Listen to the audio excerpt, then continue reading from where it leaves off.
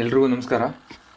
Study zone ಚಾನಲ್ಗೆ ಎಲ್ರಿಗೂ ಸ್ವಾಗತ ಅಂತ ಹೇಳ್ತಾ, ಇವತ್ತಿನ ತರಗತಿಯಲ್ಲಿ ಮಂತ್ಲಿ ಕರೆಂಟ್ ಅಫೇರ್ಸ್, ಮಾರ್ಚ್ ತಿಂಗಳಿನ ಮಂತ್ಲಿ ಕರೆಂಟ್ ಅಫೇರ್ಸ್ನ ಇವತ್ತು ನೋಡೋಣ. ಓಕೆ, ಇದು ಆ್ಯಕ್ಚುಲಿ ನಾನು 2-3 ಡೇಸ್ ಬ್ಯಾಕೆ ಮಾಡಬೇಕಿತ್ತು. ಇನ್ನು ಆ್ಯಕ್ಚುಲಿ ಏಪ್ರಿಲ್ 1 ಪ್ಲಾನ್ ಇತ್ತು ನಂದು. ಏಪ್ರಿಲ್ 2ರಲ್ಲಿ ಅಥವಾ ಏಪ್ರಿಲ್ 1ರಲ್ಲಿ ಮಾಡಬೇಕಂತ ಪ್ಲಾನ್ ಇತ್ತು. ಬಟ್ ಅವತ್ತು ಒಂದು 2 ವಾರ ಆಯಿತು, ನಾನು 1 or 2 ವೀಕ್ಸ್ ಆಯಿತು ಫುಲ್ಲು ಇದರಲ್ಲೇ ಇಂಡಸ್ಟ್ರಿಯಲ್ ಎಕ್ಸ್ಟೆನ್ಷನ್ ಆಫೀಸರ್ದು 100 ಡೇ ಟಾರ್ಗೆಟ್ ಏನು ಮಾಡ್ತಿದ್ದೀನಲ್ವ ಅದರಲ್ಲೇ ಇರೋದ್ರಿಂದ ಹಾಗಾಗಿ ಮಾಡೋಕ್ಕಾಗಲಿಲ್ಲ. ಸ್ವಲ್ಪ ಡಿಲೇ ಆಯಿತು, ಸ್ವಲ್ಪ ಅಡ್ಜಸ್ಟ್ ಮಾಡ್ಕೊಳ್ಳಿ ಅಂತ ಹೇಳ್ತಾ, ಇನ್ನು ಅದರಲ್ಲಿ 100 ಡೇ ಡೈಲಿ ಟಾರ್ಗೆಟ್ಸ್ ಏನಿದೆ ಅದರದ್ದು ಕ್ಲಾಸ್ದು ನಿಮಗೆ ಅದರಲ್ಲಿ ಏನಾದರೂ ಡೈಲಿ ಟಾರ್ಗೆಟ್ ನಿಮ್ಗೆ ಜಾಯ್ನ್ ಆಗಿದ್ದರೆ ಡಿಸ್ಕ್ರಿಪ್ಷನಲ್ಲಿ ಇದ್ರದ್ದು ಟೆಲಿಗ್ರಾಮ್ ಲಿಂಕ್ ಇರುತ್ತೆ, ಅದ್ರ ಥ್ರೂ ನಿಮ್ಗೆ ಕನೆಕ್ಟ್ ಮಾಡಿಕೊಂಡು ನೀವು ಜಾಯ್ನ್ ಆದರೆ ಅಲ್ಲಿ ಕನೆಕ್ಟ್ ಆಗಿ ಮೆಸೇಜ್ ಮಾಡಿದರೆ ನಿಮ್ಮನ್ನ ಅಲ್ಲಿಗೆ ಜಾಯ್ನ್ ಮಾಡ್ತಾರೆ ಅಂತ ಹೇಳ್ತಾ, ಇದು ಮಂತ್ಲಿ ಕರೆಂಟ್ ಅಫೇರ್ಸಿನ ಮಾರ್ಚ್ ತಿಂಗಳು 2025 ಮಾರ್ಚ್ ತಿಂಗಳು ಅಂದರೆ ಹೋದ ತಿಂಗಳಿನ ಕರೆಂಟ್ ಅಫೇರ್ಸ್ ಆಗಿರುತ್ತೆ. ಓಕೆ, ಈಗ ಆಲ್ರೆಡಿ 4 ತಿಂಗಳದು ಮಂತ್ಲಿ ಕರೆಂಟ್ ಅಫೇರ್ಸ್ ಮಾಡಿದ್ದೀನಿ. ನವಂಬರ್ದಾಗಿದೆ 2024, ಡಿಸೆಂಬರ್ ಆಗಿದೆ, ಜನವರಿ ಆಗಿದೆ, ಫೆಬ್ರವರಿ ಆಗಿದೆ. ಇದು ಮಾರ್ಚ್ ತಿಂಗಳಿನ ಕರೆಂಟ್ ಅಫೇರ್ಸ್ ಆಗಿರುತ್ತೆ. ಓಕೆ,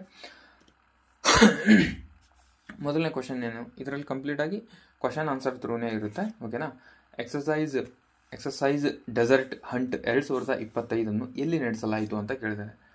ಓಕೆನಾ, ಇದರ ಎಲ್ಲಿ ನಡೆಸಲಾಯಿತು? ಜೋಧ್ಪುರದ ರಾಜಸ್ಥಾನನೋ, ರನ್ ಆಫ್ ಕಚ್ ಗುಜರಾತೋ, ಅಥವಾ ಹಿಮಾಚಲ ಪ್ರದೇಶದ ಸಿಟ್ವಿ ಕಣಿವೆನೋ, ಅಥವಾ ಲಡಾಖ್ನ ನುಬ್ರಾ ಕಣಿವೆನೋ ಅಂತಂದರೆ ಜೋಧ್ಪುರದ ರಾಜಸ್ಥಾನ, ಅಂದರೆ ರಾಜಸ್ಥಾನದ ಜೋಧ್ಪುರದಲ್ಲಿ ಡೆಸರ್ಟ್ ಹಂಟ್ 2025 ವ್ಯಾಯಾಮವನ್ನು ನಡೆಸಲಾಯಿತು. ಇದು ಯಾವಾಗ ನಡೀತು ಅಂದರೆ ಫೆಬ್ರವರಿ 24ರಿಂದ 28ರಂದು ನಡೆಯುತ್ತೆ. ಫೆಬ್ರವರಿ 24ರಿಂದ 28. ಮ್ಯಾಕ್ಸಿಮಮ್ ಇದನ್ನೆಲ್ಲ ಕೇಳಲ್ಲ, ಅವನೇನು ಕೇಳ್ತಾನೆ, ಎಕ್ಸಸೈಸರ್ ಡೆಸರ್ಟ್ ಹಂಟು ಎಲ್ಲಿ ನಡೀತು ಅಂತ ಕೇಳ್ಬೋದು ಅಷ್ಟೇ. ಓಕೆನಾ, ಅದು ಎಲ್ಲಿ? ರಾಜಸ್ಥಾನದ ಜೋಧ್ಪುರ. ಸ್ವಲ್ಪ ಡೆಪ್ತ್ ಹೋದರೆ ಜೋಧ್ಪುರ ಅಂತ ಕೇಳ್ಬೋದು, ಇಲ್ಲಾಂದರೆ ಜಸ್ಟ್ ರಾಜಸ್ಥಾನ ಅಂತ ಇಷ್ಟೇ ಕೇಳೋ ಚಾನ್ಸಸ್ ಇರುತ್ತೆ ಗ್ರೂಪ್ C ಲೆವೆಲ್ಗೆಲ್ಲ. ಓಕೆ, ಎಕ್ಸ್ಟ್ರಾ ಪಾಯಿಂಟ್ಸ್ ಇದ್ದಾವೆ, ನೀವು ಬೇಕಂದರೆ ನೋಡ್ಕೋಬೋದು. ಇದರಲ್ಲಿ ಭಾರತೀಯ ವಾಯುಪಡೆಯ 3 ಸೇವಾ ವಿಶೇಷ ಪಡೆಗಳು ಕೂಡ ವ್ಯಾಯಾಮವಾಗಿದೆ.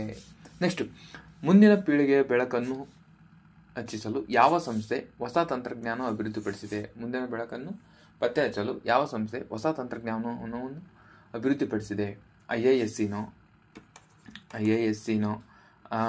ಅಥವಾ ನ್ಯಾನೋ ಮತ್ತು ಸಾಫ್ಟ್ ಮ್ಯಾಟರ್ ವಿಜ್ಞಾನ ತಂತ್ರಜ್ಞಾನನೋ, ಅಥವಾ ಭಾರತೀಯ ತಂತ್ರಜ್ಞಾನ ಸಂಸ್ಥೆಯೋ, ರಾಷ್ಟ್ರೀಯ ಭೌತಿಕ ಪ್ರಯೋಗಾಲಯನೋ ಅಂತ ಅಂದರೆ ನ್ಯಾನೋ ಮತ್ತು ಸಾಫ್ಟ್ ಮ್ಯಾಟರ್ ಸೈನ್ಸ್ನ ಕೇಂದ್ರ, ಇದು ಅದರ ತಂತ್ರಜ್ಞಾನ ಪತ್ತೆ ಹಚ್ಚಿರುತ್ತದೆ. ಅದು ಎಲ್ಲಿದೆ ಬೆಂಗಳೂರಿಂದ. ಓಕೆನಾ, ನ್ಯಾನೋ ಮತ್ತು ಸಾಫ್ಟ್ ಮ್ಯಾಟರ್ ಸೈನ್ಸ್ ಕೇಂದ್ರ ಇದು ಎಲ್ಲಿದೆ ಅಂತ ಕೇಳ್ಬೋದು. CENS ಇದು ಎಲ್ಲಿದೆ ಅಂತ ಕೇಳ್ಬೋದು. ಇದು ಬೆಂಗಳೂರಲ್ಲಿದೆ. ಓಕೆನಾ, ಅವರು ಇದನ್ನ ಪತ್ತೆ ಹಚ್ಚಿದ್ದಾರೆ. ನೆಕ್ಸ್ಟ್, 3ನೇ ಕ್ವಶನ್, ಸುದ್ದಿಗಳಲ್ಲಿ ಕಾಣಿಸಿಕೊಂಡಿದ್ದ ಪಾಂಡೋ ಅಣೆಕಟ್ಟು ಅಂದರೆ ಇದು ರೀಸೆಂಟಾಗಿ ಏನೋ ಪ್ರಾಬ್ಲಮ್ ಆಗಿ ಅಲ್ಲಿ ಡಿಸಾಸ್ಟರ್ ಆಗಿ ಆ ಥರ ಆಗಿ ಕಾಣಿಸ್ಕೊಂಡಿದ್ದ ಅಲ್ಲಿ ಪಾಂಡೋ ಅಣೆಕಟ್ಟು ಅಂತ ಒಂದು ಕಂಡುಬರುತ್ತೆ. ಅದು ಯಾವ ರಾಜ್ಯದಲ್ಲಿದೆ ಅಂತ ಕೇಳ್ತಿದ್ದಾನೆ. ಸಿಕ್ಕಿಂ, ಹಿಮಾಚಲ ಪ್ರದೇಶ, ಉತ್ತರಾಖಂಡ, ಮಧ್ಯಪ್ರದೇಶ ಅಂತ ಆಪ್ಷನ್ ಕೊಡ್ತಾನೆ. ಇದು ಹಿಮಾಚಲ ಪ್ರದೇಶದಲ್ಲಿ ಕಂಡುಬರುತ್ತೆ. ಓಕೆನಾ, ಇದು ಹಿಮಾಚಲ ಪ್ರದೇಶದಲ್ಲಿ ಜಾಸ್ತಿ ಮಳೆ ಆಗಿ ಹಿಮಪಾತದಿಂದ ಅದರಿಂದ ಪ್ರಾಬ್ಲಮ್ ಆಗಿರೋದಕ್ಕೆ ಇದು ನ್ಯೂಸಲ್ಲಿ ಬಂದಿದೆ. ಓಕೆನಾ, ಇದನ್ನು ಬಿಯಾಸ್ ನದಿಯ ಮೇಲೆ ನಿರ್ಮಿಸಲಾಗಿದೆ. ಈ ಡ್ಯಾಮನ್ನು ಎಲ್ಲಿ ನಿರ್ಮಿಸಲಾಗಿದೆ? ಕ್ವಶನ್ ಏನು ಮಾಡ್ತಾನೆ, ಇತ್ತೀಚೆಗೆ ಹಿಮಾಚಲ ಪ್ರದೇಶದಲ್ಲಿ ಕಂಡುಬಂದ ಪಾಂಡೋ ಅಣೆಕಟ್ಟನ್ನು ಯಾವ ನದಿಯ ಮೇಲೆ ನಿರ್ಮಿಸಲಾಗಿದೆ ಅಂತಂದರೆ ಬಿಯಾಸ್ ನದಿಯ ಮೇಲೆ ನಿರ್ಮಿಸಲಾಗಿದೆ. ನೆಕ್ಸ್ಟ್, ಪ್ರತಿ ವರ್ಷ ಯಾವ ದಿನವನ್ನು ರಾಷ್ಟ್ರೀಯ ಸುರಕ್ಷತಾ ದಿನವೆಂದು ಆಚರಿಸುತ್ತವೆ? ರಾಷ್ಟ್ರೀಯ ಸುರಕ್ಷತಾ ದಿನವನ್ನು ಯಾವಾಗ ಆಚರಣೆ ಮಾಡ್ತೀವಿ? ಮಾರ್ಚ್ 3, ಮಾರ್ಚ್ 4, ಮಾರ್ಚ್ 5, ಮಾರ್ಚ್ 6 ಅಂತಂದರೆ ಮಾರ್ಚ್ 4ರಂದು ರಾಷ್ಟ್ರೀಯ ಸುರಕ್ಷತಾ ದಿನವನ್ನು ಆಚರಣೆ ಮಾಡ್ತೀವಿ. ಓಕೆನಾ, ಮಾರ್ಚ್ 4. ಓಕೆನಾ, ಇದು 54ನೇ ರಾಷ್ಟ್ರೀಯ ಸುರಕ್ಷತಾ ದಿನ. ಇದು ಎಷ್ಟನೇದು? ಇವಾಗ 2025ರಲ್ಲಿ ನಡೀತಿರೋದು 54ನೇ ರಾಷ್ಟ್ರೀಯ ಸುರಕ್ಷತಾ ದಿನ. ಹಾಗಾದರೆ ಮಾರ್ಚ್ 4 ಕ್ವಶನಲ್ಲಿ ಕೊಟ್ಬಿಡ್ತಾನೆ. ಮಾರ್ಚ್ 4ರಂದು ನಡೆಯುತ್ತಿರುವ ಪ್ರತಿ ವರ್ಷ ನಡೆಯುವ ರಾಷ್ಟ್ರೀಯ ಸುರಕ್ಷತಾ ದಿನವನ್ನು 2025ರ ಧ್ಯೇಯವಾಕ್ಯ ಏನು ಅಂತ ಕೇಳಿದಾನೆ. ಓಕೆನಾ, ಅದರದ್ದು ವಿಕಸಿತ್ ಭಾರತ್, ಸುರಕ್ಷತೆ ಮತ್ತು ಯೋಗಕ್ಷೇಮ ನಿರ್ಣಾಯಕ, ಇದು ಇದರ ಥೀಮ್ ಆಗಿರ್ತದೆ. ಓಕೆನಾ, 2047ರ ಭಾರತವನ್ನು ಅಭಿವೃದ್ಧಿ ಹೊಂದಿದ ರಾಷ್ಟ್ರವಾಗುವ ಗುರಿಯಲ್ಲಿ ಸುರಕ್ಷತೆಯ ಪಾತ್ರವನ್ನು ಒತ್ತಿ ಹೇಳುತ್ತದೆ. ನೆಕ್ಸ್ಟ್, 5ನೇ ಕ್ವಶನ್, ಮಾರ್ಚ್ 2025ರಲ್ಲಿ ಯಮಂಡೋ ವರ್ಸಿ ಎನ್ನುವರು ಒಬ್ಬರು ಅಧ್ಯಕ್ಷರಾಗಿದ್ದಾರೆ.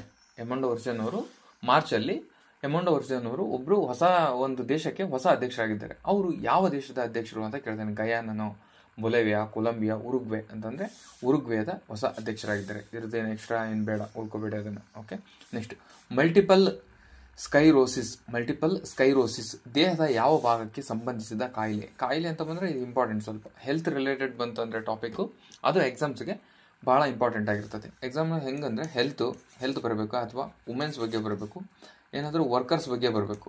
ಓಕೆನಾ, ಇದ್ರ ಬಗ್ಗೆ ಬಂತಂದರೆ ಅದು ಟಾಪಿಕ್ಕು ಇಂಪಾರ್ಟೆಂಟ್ ಅಂತ. ಓಕೆ, ಮಲ್ಟಿಪಲ್ ಸ್ಕೈರೋಸಿಸ್ ದೇಹದ ಯಾವ ಭಾಗಕ್ಕೆ ಸಂಬಂಧಿಸಿದ ಕಾಯಿಲೆ? ದೊಡ್ಡ ಕರಳು, ಮೆದುಳು, ಮೂತ್ರಪಿಂಡಗಳು, ಶ್ವಾಸಕೋಶ ಅಂತಂದರೆ ಮೆದುಳಿಗೆ ಬರುವ ಕಾಯಿಲೆ ಆಗಿರ್ತದೆ. ಓಕೆನಾ, ಮೆದುಳಿಗೆ ಬರುವ ಕಾಯಿಲೆ ಯಾವುದಂದರೆ ಮಲ್ಟಿಪಲ್ ಸ್ಕೈರೋಸಿಸ್ ಎಂಬುದು ಮೆದುಳಿಗೆ ಬರುವ ಕಾಯಿಲೆ. ಪ್ರತಿರಕ್ಷಣಾ ವ್ಯವಸ್ಥೆಯ ಮೆದುಳು ಮತ್ತು ಬೆನ್ನುಹುರಿಯ ಮೇಲೆ ದಾಳಿ ಮಾಡಿದಾಗ ಮಲ್ಟಿಪಲ್ ಸ್ಕೈರೋಸಿಸ್ ಸಂಭವಿಸುತ್ತದೆ ಅಂತ ಹೇಳ್ತಾನೆ. ಓಕೆ, ನೆಕ್ಸ್ಟ್ ಬೇಕಂದರೆ ಇದು ರೋಗಿಗಳು ಹೆಚ್ಚು ಬೌಟಿಯಾ ಮತ್ತು ಅಕ್ಕರ್ಮ್ಯಾನಿಯಾವನ್ನು ಹೊಂದಿರುತ್ತಾರೆ. ಇದು ಕಡಿಮೆ ಬಪಿಡೋಬ್ಯಾಕ್ಟೀರಿಯಂ ಮತ್ತು ಪ್ರಿವಲ್ಟೋಲೆಲ್ಲಾವನ್ನು ಹೊಂದಿರುತ್ತದೆ. ಇದರಿಂದ ಈ ರೋಗ ಬರುತ್ತದೆ. ಓಕೆನಾ, ನೆಕ್ಸ್ಟ್ 7ನೇ ಕ್ವಶನ್. ಇತ್ತೀಚೆಗೆ ಯಾವ ದೇಶವು ನಿಗೂಢ ಅಳುವ ಕಾಯಿಲೆ ಇದು ಯಾವುದಪ್ಪ ಹೊಸ ಕಾಯಿಲೆ? ಅಳುವ ಕಾಯಿಲೆ, ಕ್ರೈಯಿಂಗ್ ಡಿಸೀಸಸ್ ವರದಿಯಾಗಿದೆ. ಅದು ಯಾವ ದೇಶದಲ್ಲಿ ಕಂಡು ಬಂದಿದೆ?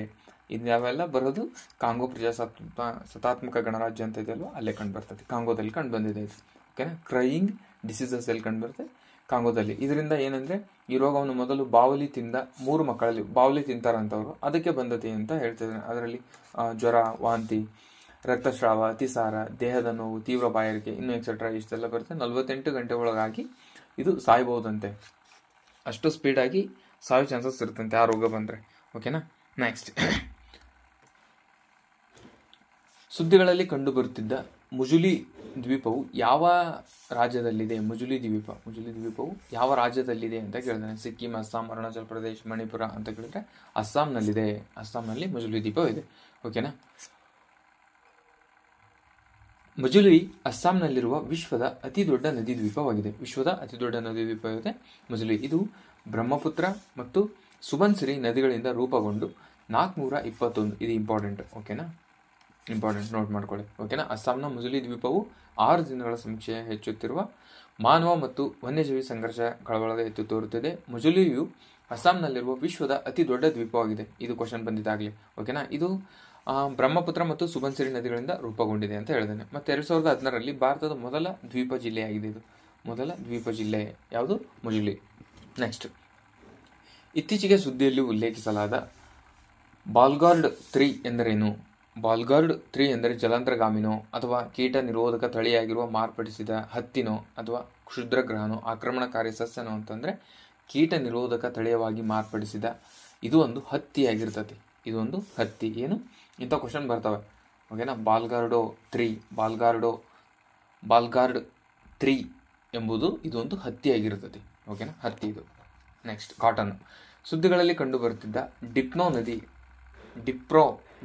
ನದಿ ಯಾವ ಖಂಡದಲ್ಲಿದೆ? ಸುದ್ದಿಯಲ್ಲಿ ಕಂಡುಬರ್ತೀರ ಡಿಪ್ರೋ ನದಿ ಇದು ಯಾವ ಖಂಡದಲ್ಲಿದೆ ಇಂಥ ಕೇಳ್ಬಿಡ್ತಾನೆ. ಹೊಸ ನದಿ ಕೇಳ್ಬಿಡ್ತಾನೆ, ನಮಗೆ ಗೊತ್ತಾಗೋದಲ್ಲ. ಓಕೆನಾ, ಇದು ಯುರೋಪಲ್ಲಿದೆ. ಡಿಪ್ರೋ ನದಿಯು ಯುರೋಪಿನ ಪ್ರಮುಖ ಗಡಿಯಾಚೆಗಿನ ನದಿಗಳಲ್ಲಿ ಒಂದಾಗಿದೆ. ವೋಲ್ಗಾ, ಡ್ಯಾನೂಬ್, ಉರಲ್ ನಂತರದ ಇದು ಯುರೋಪಿನ 4ನೇ ಅತಿ ಉದ್ದವಾದ ನದಿ. ಆರ್ಡರ್ ವೈಸ್ ಕೂಡ ಕೇಳ್ಬೋದು.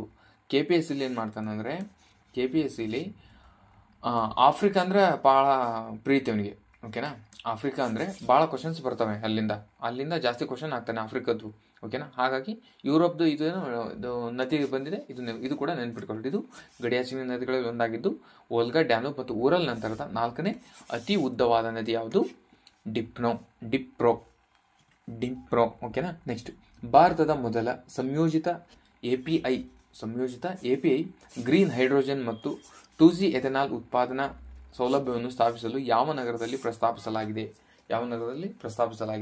ಉತ್ತರ ಪ್ರದೇಶದ ವಾರಣಾಸಿನೋ, ಹಿಮಾಚಲ ಪ್ರದೇಶದ ಸೋನಾಲೋ, ಇನ್ನು ಮಧ್ಯಪ್ರದೇಶದ ಇಂದೋರೋ ಅಥವಾ ರಾಜಸ್ಥಾನದ ಜೈಸಲ್ಮೇರ್ ಅಂತಂದರೆ ಹಿಮಾಚಲ ಪ್ರದೇಶದ ಸೋನಾಲ್ನಲ್ಲಿ ಭಾರತದ ಮೊದಲ ಸಂಯೋಜಿತ API ಗ್ರೀನ್ ಹೈಡ್ರೋಜನ್ ಇಂಪಾರ್ಟೆಂಟ್ ಈ ಟಾಪಿಕ್. ಗ್ರೀನ್ ಹೈಡ್ರೋಜನ್ ಮತ್ತು 2G ಎಥೆನಾಲ್ ಉತ್ಪಾದನಾ ಸೌಲಭ್ಯವನ್ನು ಹಿಮಾಚಲ ಪ್ರದೇಶದ ಸೋನಾಲ್ನ ಬಡ್ಡಿ ಬರೋಟಿಯಾವಾಲಾ ಬರೋಟಾವಾಲಾದಲ್ಲಿ ಸ್ಥಾಪಿಸಲಾಗಿದೆ. ಓಕೆನಾ, ಇದು ಇಂಪಾರ್ಟೆಂಟ್. ಮತ್ತೆ ಮಾರ್ಚ್ 2026 ವೇಳೆಗೆ ಭಾರತದ ಮೊದಲ ಹಸಿರು ಇಂಧನ ರಾಜ್ಯವಾಗುವ ರಾಜ್ಯದ ಗುರಿಯನ್ನು ಇದು ಬೆಂಬಲಿಸುತ್ತದೆ. ಯಾವುದು? ಹಿಮಾಚಲ ಪ್ರದೇಶದ ಸೋನಾಲ್ ಆ ಪ್ರದೇಶದಲ್ಲಿ ಮಾಡಿರುವಂತಹ API ಗ್ರೀನ್ ಹೈಡ್ರೋಜನ್ ಮತ್ತು 2G ಎಥನಾಲ್ ಉತ್ಪಾದನಾ ಸೌಲಭ್ಯ. ಓಕೆ, ನೆಕ್ಸ್ಟ್ 13ನೇ question. 2025 Khelo India para game KIPG ಅಂತ ಏನು ಹೇಳ್ತಲ್ಲ, ಖೇಲೋ ಇಂಡಿಯಾ ಪ್ಯಾರಾ ಗೇಮ್ ಇದು ಆತಿಥ್ಯ ವಹಿಸಿದ ನಗರ ಯಾವುದು ಭಾರತದಲ್ಲಿ?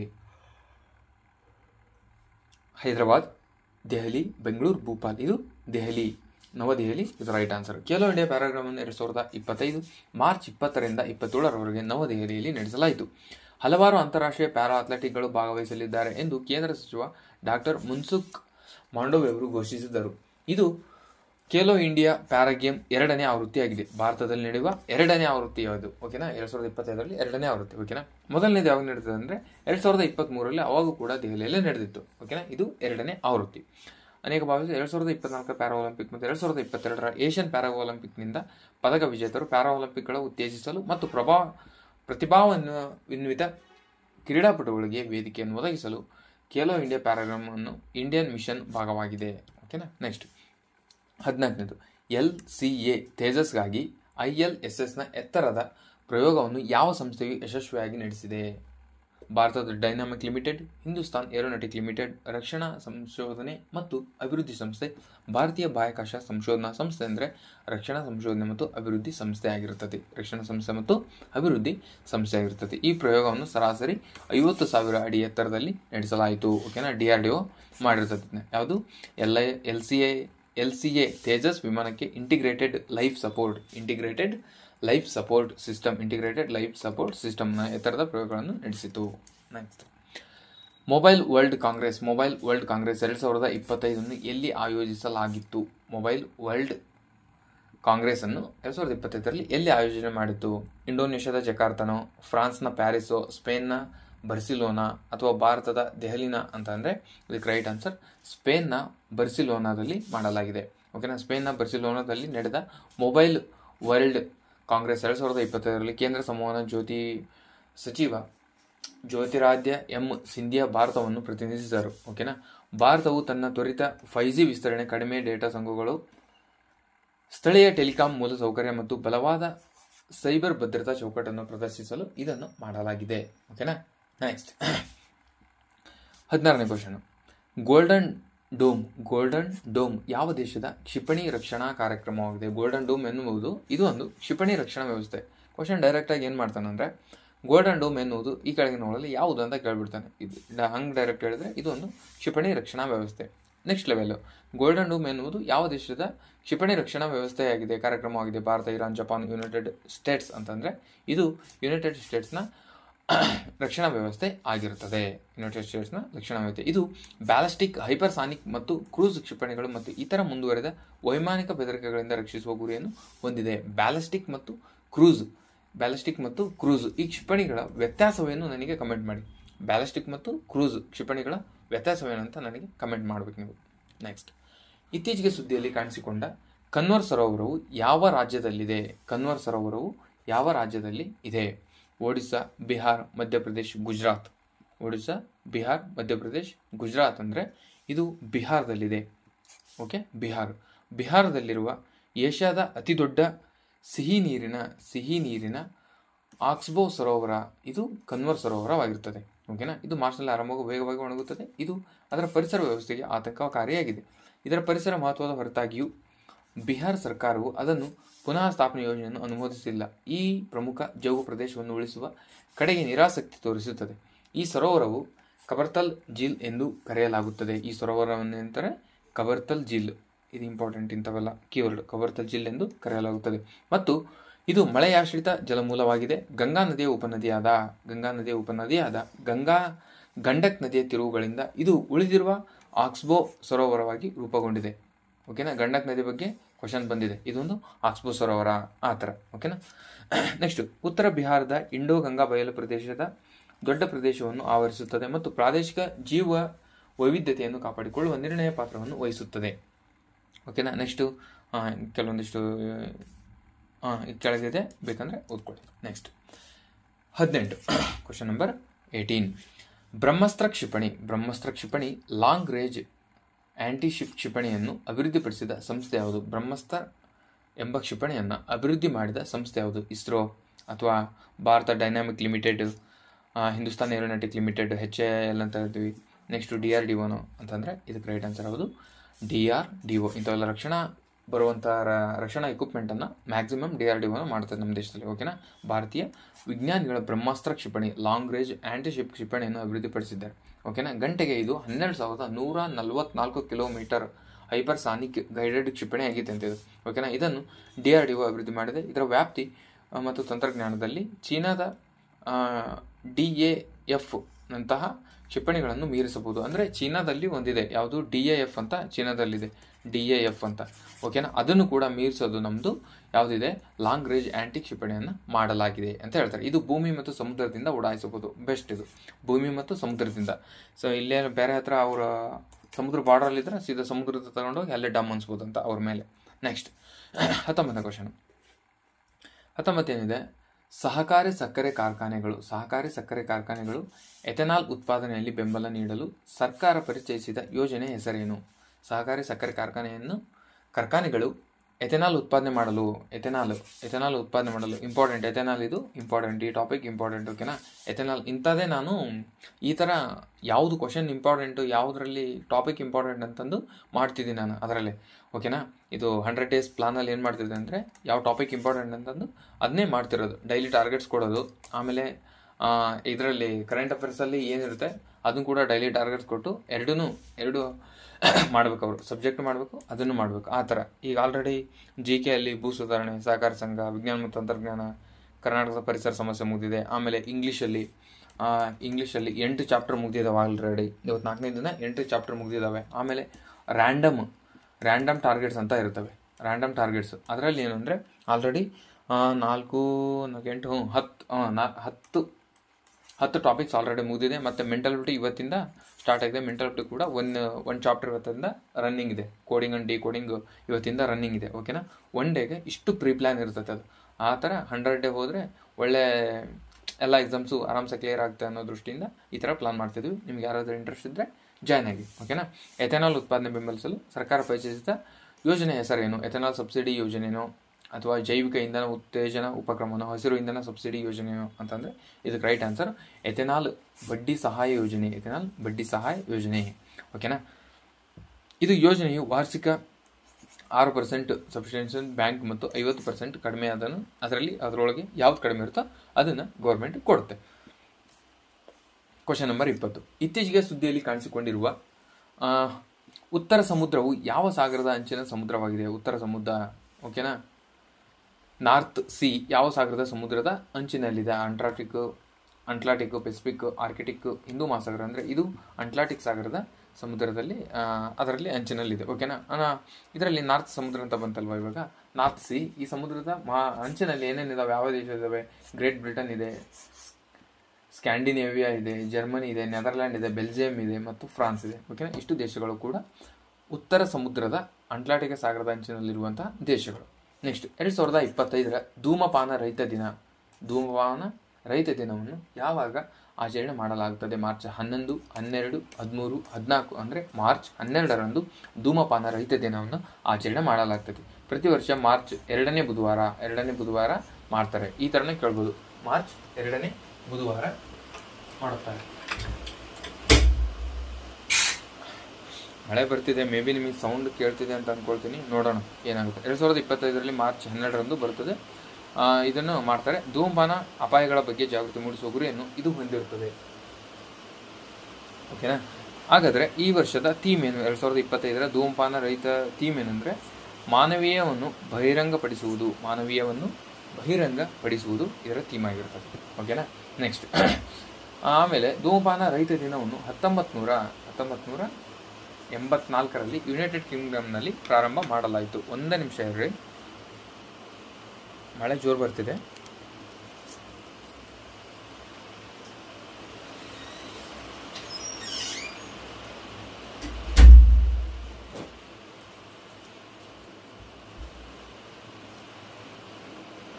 ಐ ಆಮ್ ವೆರಿ ಸಾರಿ, ಸ್ವಲ್ಪ ಡಿಸ್ಟರ್ಬೆನ್ಸ್ ಆಗ್ತಿತ್ತು, ಅದಕ್ಕೆ ವಿಂಡೋ ಕ್ಲೋಸ್ ಮಾಡ್ತಿದ್ದೆ. ನೆಕ್ಸ್ಟ್ 22ನೇ ಕ್ವಶನ್ ಏನಿದೆ, ಫಾರ್ಮಾ ಮೆಡಿಕಲ್ ವಲಯದಲ್ಲಿ ಸಂಶೋಧನೆ ಮತ್ತು ನಾವೀನ್ಯತೆ ಪ್ರಚಾರ ಯೋಜನೆಯನ್ನು ಯಾವ ಸಚಿವಾಲಯದಲ್ಲಿ ಪ್ರಾರಂಭಿಸಲಾಗಿದೆ? ವಾಣಿಜ್ಯ ಮತ್ತು ಕೈಗಾರಿಕಾ ಸಚಿವಾಲಯ, ವಿಜ್ಞಾನ ಮತ್ತು ತಂತ್ರಜ್ಞಾನ ಸಚಿವಾಲಯ, ರಾಸಾಯನಿಕ ಮತ್ತು ರಸಗೊಬ್ಬರ ಸಚಿವಾಲಯ, ಹಣಕಾಸು ಸಚಿವಾಲಯ ಅಂತಂದರೆ ರೈಟ್ ಆನ್ಸರ್ ಯಾವುದು? ರಾಸಾಯನಿಕ ಮತ್ತು ರಸಗೊಬ್ಬರ ಸಚಿವಾಲಯ. ಫಾರ್ಮಾ ಮೆಡ್ಟೆಕ್ ವಲಯದಲ್ಲಿ ಸಂಶೋಧನೆ ಮತ್ತು ಅಭಿವೃದ್ಧಿ ನಾವೀನ್ಯತೆ ಹೆಚ್ಚಿಸಲು ಫಾರ್ಮಾಸ್ಯೂಟಿಕಲ್ ಇಲಾಖೆಯು ಮುಂಬೈನಲ್ಲಿ ಫಾರ್ಮಾ ಮೆಡ್ಟೆಕ್ ವಲಯ ಯೋಜನೆ ಕುರಿತು ಮಾಧ್ಯಮ ಸಂವಾದವನ್ನು ಆಯೋಜಿಸಿದೆ. ಓಕೆನಾ, ಅದರ ಅಂಡರಲ್ಲಿ ಬರುತ್ತೆ. ಓಕೆನಾ, ಇದು 4ನೇ ಪಾಯಿಂಟ್. ರಾಸಾಯನಿಕ ಮತ್ತು ರಸಗೊಬ್ಬರಗಳ ಸಚಿವಾಲಯವು ಪ್ರಾರಂಭಿಸಿದ PRIP ಅಂದರೆ ಇದೆ. PRIP ಅಂದರೆ ಫಾರ್ಮಾ ಮೆಡ್ಟೆಕ್ ವಲಯ. ಈ ಯೋಜನೆಯನ್ನು ಭಾರತವನ್ನು ಫಾರ್ಮಾ ಮೆಡ್ಟೆಕ್ ಸಂಶೋಧನೆ ಮತ್ತು ಅಭಿವೃದ್ಧಿ ಜಾಗತಿಕ ನಾಯಕನನ್ನಾಗಿ ಮಾಡುವ ಗುರಿಯನ್ನು ಹೊಂದಿರುತ್ತದೆ. ನೆಕ್ಸ್ಟ್ 23ನೇ ಕ್ವಶನ್, ಒಡಿಸ್ಸಾದಲ್ಲಿ ಸಂಕ್ ಮತ್ತು ದಕ್ಷಿಣ ಕೋಯಲ್ ನದಿಗಳ ಸಂಗಮದಿಂದ ರೂಪುಗೊಂಡ ನದಿ ಯಾವುದು ಅಂತ ಕೇಳ್ಬಿಡ್ತಾನೆ. ಒಡಿಸ್ಸಾದಲ್ಲಿ ಸಂಕ್ ಮತ್ತು ದಕ್ಷಿಣ ಕೋಯಲ್ ನದಿಗಳ ಸಂಗಮದಿಂದ ರೂಪುಗೊಂಡ ನದಿ ಯಾವುದು? ಬೈತಾರಣಿ ನದಿ, ಬ್ರಾಹ್ಮಿಣಿ, ಋಷಿಕುಲ್ಯ, ಇಂದ್ರಾವತಿ. ಅಂದರೆ ಇದಕ್ಕೆ ರೈಟ್ ಆನ್ಸರ್ ಬ್ರಾಹ್ಮಿಣಿ ನದಿ. ಗೊತ್ತಿಲ್ಲದ ಕ್ವಶನ್ಗೆ ಗೊತ್ತಿಲ್ಲದ ಆಪ್ಷನ್ನೇ ಉತ್ತರ ಆಗಿರ್ತದೆ. ಇದು ಒಂದು ಹಂಗೆ ನೆನ್ಪಿಟ್ಕೊಳ್ರಿ. ಓಕೆನಾ, ಬ್ರಹ್ಮಪುರದ ಬೆಳೆಯ ಬ್ರಾಹ್ಮಿಣಿ ನದಿಯ ಅಡ್ಡಲಾಗಿ ನಿರ್ಮಿಸಲಾದ ಸೇತುವೆ 8 ವರ್ಷಗಳ ನಂತರವೂ ಪೂರ್ಣಗೊಂಡಿದೆ. ರಸೋಲ್ ಮತ್ತು ರಾಜಪುರ್ ಬ್ಲಾಕ್ಗಳ 20ಕ್ಕೂ ಹೆಚ್ಚು, ಇದೆಲ್ಲ ಬೇಡ, ಅದು ಬ್ರಾಹ್ಮಿಣಿ ನದಿ, ಅದನ್ನ ನೆನ್ಪಿಟ್ಕೊಳ್ಳಿ. ಓಕೆನಾ, ಇದು ಮತ್ತೆ ಎಲ್ಲೆಲ್ಲಿ ಹರಿತೈತಿ? ಜಾರ್ಖಂಡ್, ಛತ್ತೀಸ್ಗಢ, ಒಡಿಸ್ಸಾದ ಮೂಲಕ ಇದು ಹರಿಯಲಾಗುತ್ತದೆ, ಅಲ್ಲಿ ಹರಿತೈತಿ ಇದು. ಆಮೇಲೆ ಇದು ಮಹಾನದಿ ಮತ್ತು ಬೈತಾರಣಿ ನದಿಗಳೊಂದಿಗೆ ದೊಡ್ಡ ಡೆಲ್ಟಾದ ಭಾಗವಾಗಿದೆ. ಯಾವುದು? ಬ್ರಾಹ್ಮಿಣಿ ನದಿ. ಯಾವುದು? ಮಹಾನದಿ, ಬೈತಾರಣಿ ನದಿಗಳ ಜೊತೆಗೆ ದೊಡ್ಡ ಡೆಲ್ಟಾವನ್ನು ಕೂಡ ಮಾಡಿದೆ. ಆಮೇಲೆ ಬ್ರಾಹ್ಮಿಣಿ ಡೆಲ್ಟಾ ಬೈತರ್ಕನ್ನಿಕಾ ವನ್ಯಜೀವಿ ಅಭಯಾರಣ್ಯವನ್ನು ಒಳಗೊಂಡಿದೆ. ಅಂದರೆ ಬ್ರಾಹ್ಮಿಣಿ ನದಿ ಐತಲ್ವ, ಇದು ಬ್ರಾಹ್ಮಿಣಿ ಡೆಲ್ಟಾ ಬೈತರ್ಕನ್ನಿಕಾ ವನ್ಯಜೀವಿ ಅಭಯಾರಣ್ಯವನ್ನು ಕೂಡ ಅದರೊಳಗೆ ಅದು ಕೂಡ ಇನ್ಕ್ಲೂಡ್ ಆಗಿದೆ. ಓಕೆನಾ, ಇದು ನದಿಮುಖ ಮೊಸಳೆಗಳಿಗೆ ನೆಲೆಯಾಗಿದೆ ಬೈತರಣಿ ನದಿ. Okay, next Pilibhit tiger reserve ಯಾವ ರಾಜ್ಯದಲ್ಲಿ ಇದೆ? ರಾಜಸ್ಥಾನ್, ಗುಜರಾತ್, ಮಧ್ಯಪ್ರದೇಶ, ಉತ್ತರ ಪ್ರದೇಶ. ಅಂದರೆ ಇದು ಉತ್ತರ ಪ್ರದೇಶದಲ್ಲಿದೆ. ಉತ್ತರ ಪ್ರದೇಶದ ಪಿಲಿಭಿತ್ ಹುಲಿ ಮೀಸಲು ಪ್ರದೇಶ, ನೇಪಾಳದ ಖಡ್ಗಮೃಗಗಳಿಗೆ ಹೊಸ ಅಭಯಾರಣ್ಯವನ್ನು ಮಾಡಲಾಗಿದೆ. PRT ಅಂದರೆ ಅದೇ ಪಿಲಿಭಿತ್ ಟೈಗರ್ ರಿಸರ್ವ್ ಉತ್ತರ ಪ್ರದೇಶದಲ್ಲಿದೆ. ಇದೇ ಕ್ವಶನ್, ಉತ್ತರ ಪ್ರದೇಶದಲ್ಲಿದೆ. ಗೋಮತಿ ನದಿಯಿಂದ ಹುಟ್ಟುತ್ತದೆ. ಇದು ಶಾರದಾ ಚೌಕ, ಇವೆಲ್ಲ ಬೇಡ, ಇದರಿಂದ ಆಗ್ತದೆ. ಆಮೇಲೆ ಇದು ಉದ್ದದ ಶಾರದಾ ಸಾಗರ ಅಣೆಕಟ್ಟು ಇದರ ಗಡಿಯನ್ನು ಗುರುತಿಸುತ್ತದೆ. 25ನೇ ಕ್ವಶನ್, ರಾಜೀವ್ ಯುವ ವಿಕಾಸಂ ಯೋಜನೆಯನ್ನು ಯಾವ ರಾಜ್ಯ ಸರ್ಕಾರ ಪರಿಚಯಿಸಿದೆ? ಡೈರೆಕ್ಟ್ ಇದು ಕ್ವಶನ್. ರಾಜೀವ್ ಯುವ ವಿಕಾಸಂ ಯಾವ ರಾಜ್ಯ ಪರಿಚಯಿಸಿದೆ ಆ ಥರ ಕೇಳ್ಬೋದು. ಅಥವಾ ರಾಜೀವ್ ಯುವ ವಿಕಾಸಂ ಇದರ ಉದ್ದೇಶ ಏನಂತ ಕೇಳ್ಬೋದು. ಇಲ್ಲಾಂದ್ರೆ ಆ ಥರ ಕೂಡ ಕೇಳೋ ಚಾನ್ಸಸ್ ಇರುತ್ತೆ. ಮಹಾರಾಷ್ಟ್ರ, ತೆಲಂಗಾಣ, ಗುಜರಾತ್, ರಾಜಸ್ಥಾನ. ಅಂದರೆ ಇದಕ್ಕೆ ರೈಟ್ ಆನ್ಸರ್ ತೆಲಂಗಾಣದಲ್ಲಿ ಮಾಡಿದರು. ತೆಲಂಗಾಣದಲ್ಲಿ 5 ಲಕ್ಷ ನಿರುದ್ಯೋಗಿಗಳಿಗೆ ಸ್ವಯಂ ಉದ್ಯೋಗ ಅವಕಾಶಗಳನ್ನು ಸೃಷ್ಟಿಸಲು ಮುಖ್ಯಮಂತ್ರಿ ರೇವಂತ್ ರೆಡ್ಡಿ ಅವರು ರಾಜೀವ್ ಯುವ ವಿಕಾಸಂ ಯೋಜನೆಯನ್ನು ಪ್ರಾರಂಭ ಮಾಡಿದ್ದಾರೆ. ಎಲ್ಲಿ? ತೆಲಂಗಾಣದಲ್ಲಿ. ನೆಕ್ಸ್ಟ್, ಶಿಷ್ಟಾಚಾರ ಸ್ಕ್ವಾಡ್ ಇತ್ತೀಚೆಗೆ ಯಾವ ನಗರದಲ್ಲಿ ಪ್ರಾರಂಭಿಸಲಾದ ಇವೆಂಟ್ ಟೆಸ್ಟಿಂಗ್ ವಿರೋಧಿ ಉಪಕ್ರಮವಾಗಿದೆ? ಓಕೆನಾ, ಶಿಷ್ಟಾಚಾರ squad is anti-EV testing initiative recently launched in which city? ಓಕೆನಾ, ಇಂದೋರ್, ಚಂಡೀಗಢ, ದೆಹಲಿ, ಲಕ್ನೋ. ಅಂದರೆ ಇದು ರೈಟ್ ಆನ್ಸರ್ ದೆಹಲಿಯಲ್ಲಿದೆ. ಓಕೆನಾ, ಇದರ ಉದ್ದೇಶ ಏನಂದರೆ ದೆಹಲಿ ಪೊಲೀಸರು ಇವ್ ಟೆಸ್ಟಿಂಗ್ ತಡೆಗಟ್ಟಲು ಮತ್ತು ಸಾರ್ವಜನಿಕ ಸ್ಥಳಗಳಲ್ಲಿ ಮಹಿಳೆಯರ ಸುರಕ್ಷತೆಯನ್ನು ಸುಧಾರಿಸಲು ಪ್ರತಿ ಜಿಲ್ಲೆಯಲ್ಲಿ ಇದನ್ನು ಸ್ಟಾರ್ಟ್ ಮಾಡಿದ್ದಾರೆ. ಓಕೆನಾ, ಪ್ರತಿ ಜಿಲ್ಲೆಯಲ್ಲಿ ಇದನ್ನ ಸ್ಟಾರ್ಟ್ ಮಾಡಲಾಗಿದೆ. ನೆಕ್ಸ್ಟ್, ದೆಹಲಿಯಲ್ಲಿ. ಓಕೆನಾ, ಇತ್ತೀಚೆಗೆ ಸುದ್ದಿಯಲ್ಲಿ ಉಲ್ಲೇಖಿಸಲಾದ ಆಡಿಬಲ್ ಎನ್ಕ್ಲೇವ್ಗಳು ಯಾವುವು? ಸುತ್ತಲಿನ ಶಬ್ದದಿಂದ ತೊಂದರೆಗೊಳಗಾಗದೆ ಉಳಿಯುವ ಸಣ್ಣ ಶಬ್ದದ ಪಾಕೆಟ್ಗಳು, ಅಥವಾ ವರ್ಚುವಲ್ ರಿಯಾಲಿಟಿ ಆಧಾರಿತ ರೇಡಿಯೋ ವ್ಯವಸ್ಥೆಗಳು, ಅಥವಾ ಪರ್ವತ ಪ್ರದೇಶಗಳಲ್ಲಿ ಧ್ವನಿವರ್ಧಕಗಳನ್ನು ಉತ್ಪಾದಿಸುವ ಧ್ವನಿಯೋ, ಅಥವಾ ಈ ಮೇಲ್ನೆಗಳಲ್ಲಿ ಯಾವುದು ಅಲ್ಲವೋ ಅಂತಂದರೆ ಇದರಲ್ಲಿ ಆಡಿಯೋ ಎನ್ಕ್ಲೇವ್ಗಳು ಯಾವುದು ಅಂತ ಅಂದರೆ ಇದಕ್ಕೆ ರೈಟ್ ಆನ್ಸರ್ ಸುತ್ತಲಿನ ಶಬ್ದದಿಂದ ತೊಂದರೆಗೊಳಗಾಗದೆ ಉಳಿಯುವ ಶಬ್ದದ ಸಣ್ಣ ಪಾಕೆಟ್ಗಳಿಗೆ ಏನಂತಾರೆ ಅಂದರೆ ಆಡಿಯೋ ಎನ್ಕ್ಲೇವ್ಗಳು. ಓಕೆನಾ, ಎನ್ಕ್ಲೇವ್ಗಳು ಅಂತ ಶ್ರವ್ಯ ಆಡಿಯೋ ಎನ್ಕ್ಲೇವ್ಗಳು ಅಂತ ಕರೀತಾರೆ. ಇದನ್ನ ಸೈನ್ಸ್ ಆ್ಯಂಡ್ ಟೆಕ್ಕಲ್ಲಿದೆ, ಕೇಳೋ ಚಾನ್ಸಸ್ ಇರುತ್ತೆ. Next 28th question, Padmaja Naidu Himalayan ಪ್ರಾಣಿಶಾಸ್ತ್ರ ಉದ್ಯಾನವನವು ಯಾವ ರಾಜ್ಯದಲ್ಲಿದೆ? ಪದ್ಮಜಾ ನಾಯ್ಡು ಹಿಮಾಲಯನ್ ಪ್ರಾಣಿಶಾಸ್ತ್ರ ಉದ್ಯಾನವನವು ಯಾವ ರಾಜ್ಯದಲ್ಲಿದೆ? ಕೇರಳ, ಪಶ್ಚಿಮ ಬಂಗಾಳ, ತಮಿಳುನಾಡು, ಕರ್ನಾಟಕ. ಅಂದರೆ ಪಶ್ಚಿಮ ಬಂಗಾಳದಲ್ಲಿದೆ. ಯಾವುದು? Padmaja Naidu Himalayan geological park, ಡಾರ್ಜಿಲಿಂಗ್ನ ಪದ್ಮಜಾ ನಾಯ್ಡು ಜಿಯೋಲಾಜಿಕಲ್ ಪಾರ್ಕ್ ಪಶ್ಚಿಮ ಬಂಗಾಳದಲ್ಲಿದೆ. ಇದು ಭಾರತದ ಮೊದಲ ಹೆಪ್ಪುಗಟ್ಟಿದ ಮೃಗಾಲಯವನ್ನು ಸ್ಥಾಪಿಸಿದೆ. ಹೆಪ್ಪುಗಟ್ಟಿದ ಮೃಗಾಲಯ ಅಂದರೆ ಫ್ರೀಸ್ಡ್ ಇರೋ ಮೃಗಾಲಯದ ಇರೋದೆಲ್ಲಿ ಅಂದರೆ ಪಶ್ಚಿಮ ಬಂಗಾಳದಲ್ಲಿ. ಓಕೆನಾ. ನೆಕ್ಸ್ಟ್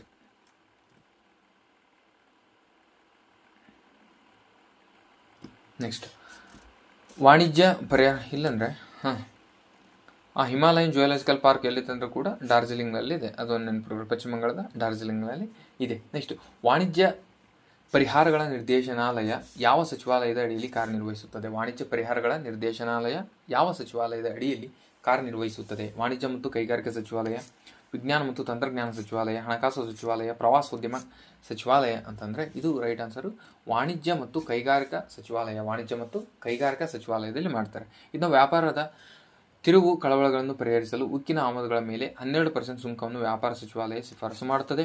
ಡಂಪಿಂಗ್ ವಿರೋಧಿ ಮತ್ತು ಸಂಬಂಧಿತ ಕರ್ತವ್ಯಗಳ ನಿರ್ದೇಶನಾಲಯ ಜನರಲ್ ಅನ್ನು ಬದಲಾಯಿಸಲು ಮೇ 17ರಿಂದ 2018 ವ್ಯಾಪಾರ ಪರಿಹಾರಗಳ ನಿರ್ದೇಶನಾಲಯವನ್ನು ಸ್ಥಾಪಿಸಲಾಗಿದೆ. ಅದಕ್ಕೋಸ್ಕರ ಇದನ್ನ ಮಾಡಿದ್ದಾರೆ.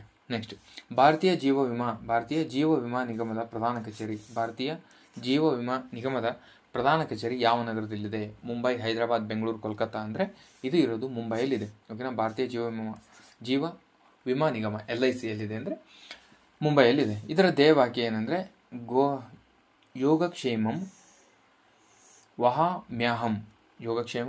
ವಹಾಮ್ಯಹಂ ಅಂತ ಇದರ ಧ್ಯೇಯವಾಕ್ಯ. LIC ಇದು ದೆಹಲಿ, ಚೆನ್ನೈ, ಮುಂಬೈ, ಹೈದರಾಬಾದ್, ಕಾನ್ಪುರ್, ಕೋಲ್ಕತ್ತಾ, ಭೋಪಾಲ್, ಪಾಟ್ನಾ 8 ವಲಯಗಳು ಕೇಂದ್ರ ಕಚೇರಿಗಳು ಕಾರ್ಯನಿರ್ವಹಿಸುತ್ತವೆ.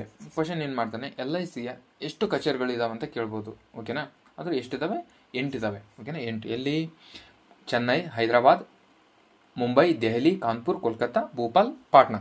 Okay. Next Lachit Borphukan police academy ಇತ್ತೀಚೆಗೆ ಯಾವ ರಾಜ್ಯದಲ್ಲಿ ಉದ್ಘಾಟಿಸಲಾಗಿದೆ? ಲಚಿತ್ ಬರ್ಪುಕನ್ ಪೊಲೀಸ್ ಅಕಾಡೆಮಿಯನ್ನು ಇತ್ತೀಚೆಗೆ ಯಾವ ರಾಜ್ಯದಲ್ಲಿ ಉದ್ಘಾಟನೆ ಮಾಡಲಾಗಿದೆ? ಅಸ್ಸಾಂ, ಮಣಿಪುರ, ಸಿಕ್ಕಿಂ, ನಾಗಾಲ್ಯಾಂಡ್ ಅಂದರೆ ಅಸ್ಸಾಂನಲ್ಲಿ ಇದನ್ನ ಉದ್ಘಾಟನೆ ಮಾಡಲಾಗಿದೆ. ಕೇಂದ್ರ ಗೃಹ ಸಚಿವ ಅಮಿತ್ ಶಾ ಅಸ್ಸಾಂನ ದೇರ್ಗಾಂವ್ನಲ್ಲಿ ಲಚಿತ್ ಬರ್ಪುಕನ್ ಪೊಲೀಸ್ ಅಕಾಡೆಮಿಯನ್ನು ಉದ್ಘಾಟಿಸಿದ್ದರು. ಅಸ್ಸಾಂನ ಮುಖ್ಯಮಂತ್ರಿ ಹಿಮಂತ್ ಬಿಶ್ವಾ ಶರ್ಮಾ, ಕೇಂದ್ರ ಸಚಿವ ಬರ್ಸಾನಂದ್ ಸೋವೆನಲ್ಲ ಮತ್ತು ಇತರ ಗಣ್ಯರು ಕಾರ್ಯಕ್ರಮದಲ್ಲಿ ಭಾಗವಹಿಸಿದ್ದರು. ಇದನ್ನು ಮೊಘಲರನ್ನು ಸೋಲಿಸಿದ ಅಸ್ಸಾಮಿನ ಯೋಧ ಲಚಿತ್ ಬರ್ಪುಕನ್ ಯಾವುದರ ಉದ್ದೇಶದಿಂದ ಮೊಘಲರನ್ನು ಸೋಲಿಸಿದ ಅಸ್ಸಾಮಿನ ಯೋಧ ಅವರ ಹೆಸರಲ್ಲಿ ಇದನ್ನ ಅಕಾಡೆಮಿಯನ್ನು ಸ್ಥಾಪನೆ ಮಾಡಲಾಗಿದೆ ಅಸ್ಸಾಂನಲ್ಲಿ. ಓಕೆನಾ. ಅಸ್ಸಾಂನಲ್ಲಿ ಯಾವುದು? ಲಚಿತನ್ ಬರ್ಪುಕನ್ ಪೊಲೀಸ್ ಅಕಾಡೆಮಿ ಎಲ್ಲಿತ್ತಂದ್ರೆ ಅಸ್ಸಾಂನಲ್ಲಿದೆ. ಇಷ್ಟೇ ಕ್ವಶನ್. ಅದಕ್ಕೆ ರಾಜಸ್ಥಾನದ ಯಾವ ಹುಲಿ ಅಭಯಾರಣ್ಯದಲ್ಲಿ ಇತ್ತೀಚೆಗೆ ಅಪರೂಪದ ಕ್ಯಾರ್ಕಲ್ ಕಂಡುಬಂದಿದೆ? A rare caracal has been recently spotted in which tiger reserve in Rajasthan ಅಂತಂದ್ರೆ ಇವು ಇಷ್ಟು ಕೂಡ ರಾಜಸ್ಥಾನದ ಹುಲಿ ಮೀಸಲು ಪ್ರದೇಶಗಳು. ಓಕೆನಾ. ರಣತಂಬೂರು, ರಾಮ್ಗಢ, ಸರಿಸ್ಕಾ, ಮುಕುಂದ್ರ. ಓಕೆನಾ. ಗೊತ್ತಿಲ್ಲದ ಕ್ವಶನ್ಗೆ ಗೊತ್ತಿಲ್ಲದ ಆನ್ಸರ್ ಅಂದರೆ ಮುಕುಂದ್ರ ಬೆಟ್ಟಗಳು ನಾವು ಕೇಳ್ತಿರೋದು ಇದೇ ಫಸ್ಟ್ ಮ್ಯಾಕ್ಸಿಮಮ್ ಹುಡುಗರು. ಓಕೆನಾ. ಇದೇ ರೈಟ್ ಆನ್ಸರ್. ಅದಕ್ಕೆ ಮುಕುಂದ್ರ ಬೆಟ್ಟಗಳ ಹುಲಿ ಮೀಸಲು ಪ್ರದೇಶದಲ್ಲಿ ಕಂಡು ಬಂದೈತೆ ಅದು. ಓಕೆನಾ. ನೆಕ್ಸ್ಟ್ ಭಾರತದಲ್ಲಿ ಪ್ರತಿ ವರ್ಷ ಯಾವ ದಿನದಂದು ಆರ್ಡನೆನ್ಸ್ ಫ್ಯಾಕ್ಟರಿ ದಿನವನ್ನು ಆಚರಿಸಲಾಗುತ್ತದೆ? ಆರ್ಡನೆನ್ಸ್ ಫ್ಯಾಕ್ಟರಿ ದಿನವನ್ನು ಆಚರಿಸಲಾಗುತ್ತದೆ ಮಾರ್ಚ್ 17, 18, 19, 20. ರೈಟ್ ಆನ್ಸರ್ ಇದಕ್ಕೆ ಮಾರ್ಚ್ 18. ಭಾರತದ ರಕ್ಷಣಾ ವಲಯದಲ್ಲಿ ಆರ್ಡನೆನ್ಸ್ ಫ್ಯಾಕ್ಟರಿ ಮಂಡಳಿ OFV ಆರ್ಡನೆನ್ಸ್ ಫ್ಯಾಕ್ಟರಿ ಮಂಡಳಿಯನ್ನು ಪ್ರತಿ ವರ್ಷ ಮಾರ್ಚ್ 18ರಂದು ಆಚರಣೆ ಮಾಡಲಾಗ್ತದೆ. ನೆಕ್ಸ್ಟ್ ಚಾಲೆಂಜರ್ 150 ಜಾಗತಿಕ ಆಳ ಸಮುದ್ರ ಸಂಶೋಧನೆ ಉಪಕ್ರಮವಾಗಿದ್ದು ಯಾವ ಸಂಸ್ಥೆಯಿಂದ ಅನುಮೋದಿಸಲ್ಪಟ್ಟಿದೆ? ನಾಸಾನೋ ಅಥವಾ ಯುನೆಸ್ಕೋನೋ ಅಥವಾ NOAA ಅಥವಾ ESAನೋ ಅಂತಂದರೆ ರೈಟ್ ಆನ್ಸರ್ ಇದಕ್ಕೆ ಯುನೆಸ್ಕೋದಿಂದ ಮಾಡಲಾಗಿದೆ. ವಿಶ್ವಸಂಸ್ಥೆ ಶೈಕ್ಷಣಿಕ, ವೈಜ್ಞಾನಿಕ ಮತ್ತು ಸಾಂಸ್ಕೃತಿಕ ಸಂಸ್ಥೆ ಅಂತ ಕರಿತೀವಲ್ಲ ಅದರಿಂದ ಮಾಡಲಾಗಿದೆ. ಜನವರಿ 13, 2025ರಂದು ಜಾರ್ಜ್ 6 ಐಸ್ ಶೆಲ್ಫ್ಸ್ ಅನ್ನು ಮುರಿದು A84 ಮಂಜುಗಡ್ಡೆಯಿಂದ ಸಮುದ್ರದ ತಳದಲ್ಲಿ ಹೊಸ ಪ್ರಭೇದಗಳನ್ನು ವಿಜ್ಞಾನಿಗಳು ಕಂಡುಹಿಡಿದರು. ಐಸ್ ಶೆಲ್ಫ್ಸ್ ಎಂದರೆ ತೇಲುವ ಮಂಜುಗಡ್ಡೆಗಳು ದ್ರವ್ಯರಾಶಿ. ಇದನ್ನು ಭೂಮಿಯಿಂದ ಹಿಮನದಿಗಳ ಸಮುದ್ರದ ಮೇಲೆ ವಿಸ್ತರಿಸಲಾಗುತ್ತದೆ. ಓಕೆನಾ. ಅಟ್ಲಾಂಟಿಕ್ ಮತ್ತು ಗ್ರೀನ್ಲ್ಯಾಂಡ್ಗಳ ಐಸ್ ಹಾಳೆಗಳು ಭೂಮಿಯ ಸಿಹಿ ನೀರಿನ 2/3 ಭಾಗವನ್ನು ಹೊಂದಿದೆ. ಪಶ್ಚಿಮ ಅಟ್ಲಾಂಟಿಕ್ ಐಸ್ ಹಾಳೆಯ ಪಶ್ಚಿಮ ಅಟ್ಲಾಂಟಿಕ್ ಐಸ್ ಹಾಳೆಯ ಅತಿ ದೊಡ್ಡದಾಗಿದೆ. ಓಕೆನಾ, ಪಶ್ಚಿಮ ಅಟ್ಲಾಂಟಿಕ್ ಐಸು ಅತಿ ದೊಡ್ಡದಾಗಿದೆ. ನೆಕ್ಸ್ಟ್, ನಾಗಾರ್ಜುನ ಸಾಗರ ಶ್ರೀಶೈಲಂ ಹುಲಿ ಮೀಸಲು ಪ್ರದೇಶ ಯಾವ ರಾಜ್ಯದಲ್ಲಿದೆ? ನಾಗಾರ್ಜುನ ಸಾಗರ ಶ್ರೀಶೈಲಂ ಹುಲಿ ಮೀಸಲು ಪ್ರದೇಶ ನಿಮಗೆಲ್ಲ ಗೊತ್ತಾಗಿರುತ್ತೆ, ಇದು ಆಂಧ್ರ ಪ್ರದೇಶ. ರೆಗ್ಯುಲರ್ ಕ್ವಶನ್ ಭಾಳ ಸರಿ ಬಂದೋಗಿದೆ ಇದಾಗಲೇ. ಓಕೆನಾ, ನಾಗಾರ್ಜುನ ಸಾಗರ ಶ್ರೀಶೈಲಂ ಹುಲಿ ಮೀಸಲು ಪ್ರದೇಶ. ಹುಲಿಗಳ ಸಂಖ್ಯೆ 2023ರಲ್ಲಿ 74ರಿಂದ 2024ರಲ್ಲಿ 76ಕ್ಕೆ ಏರಿದೆ.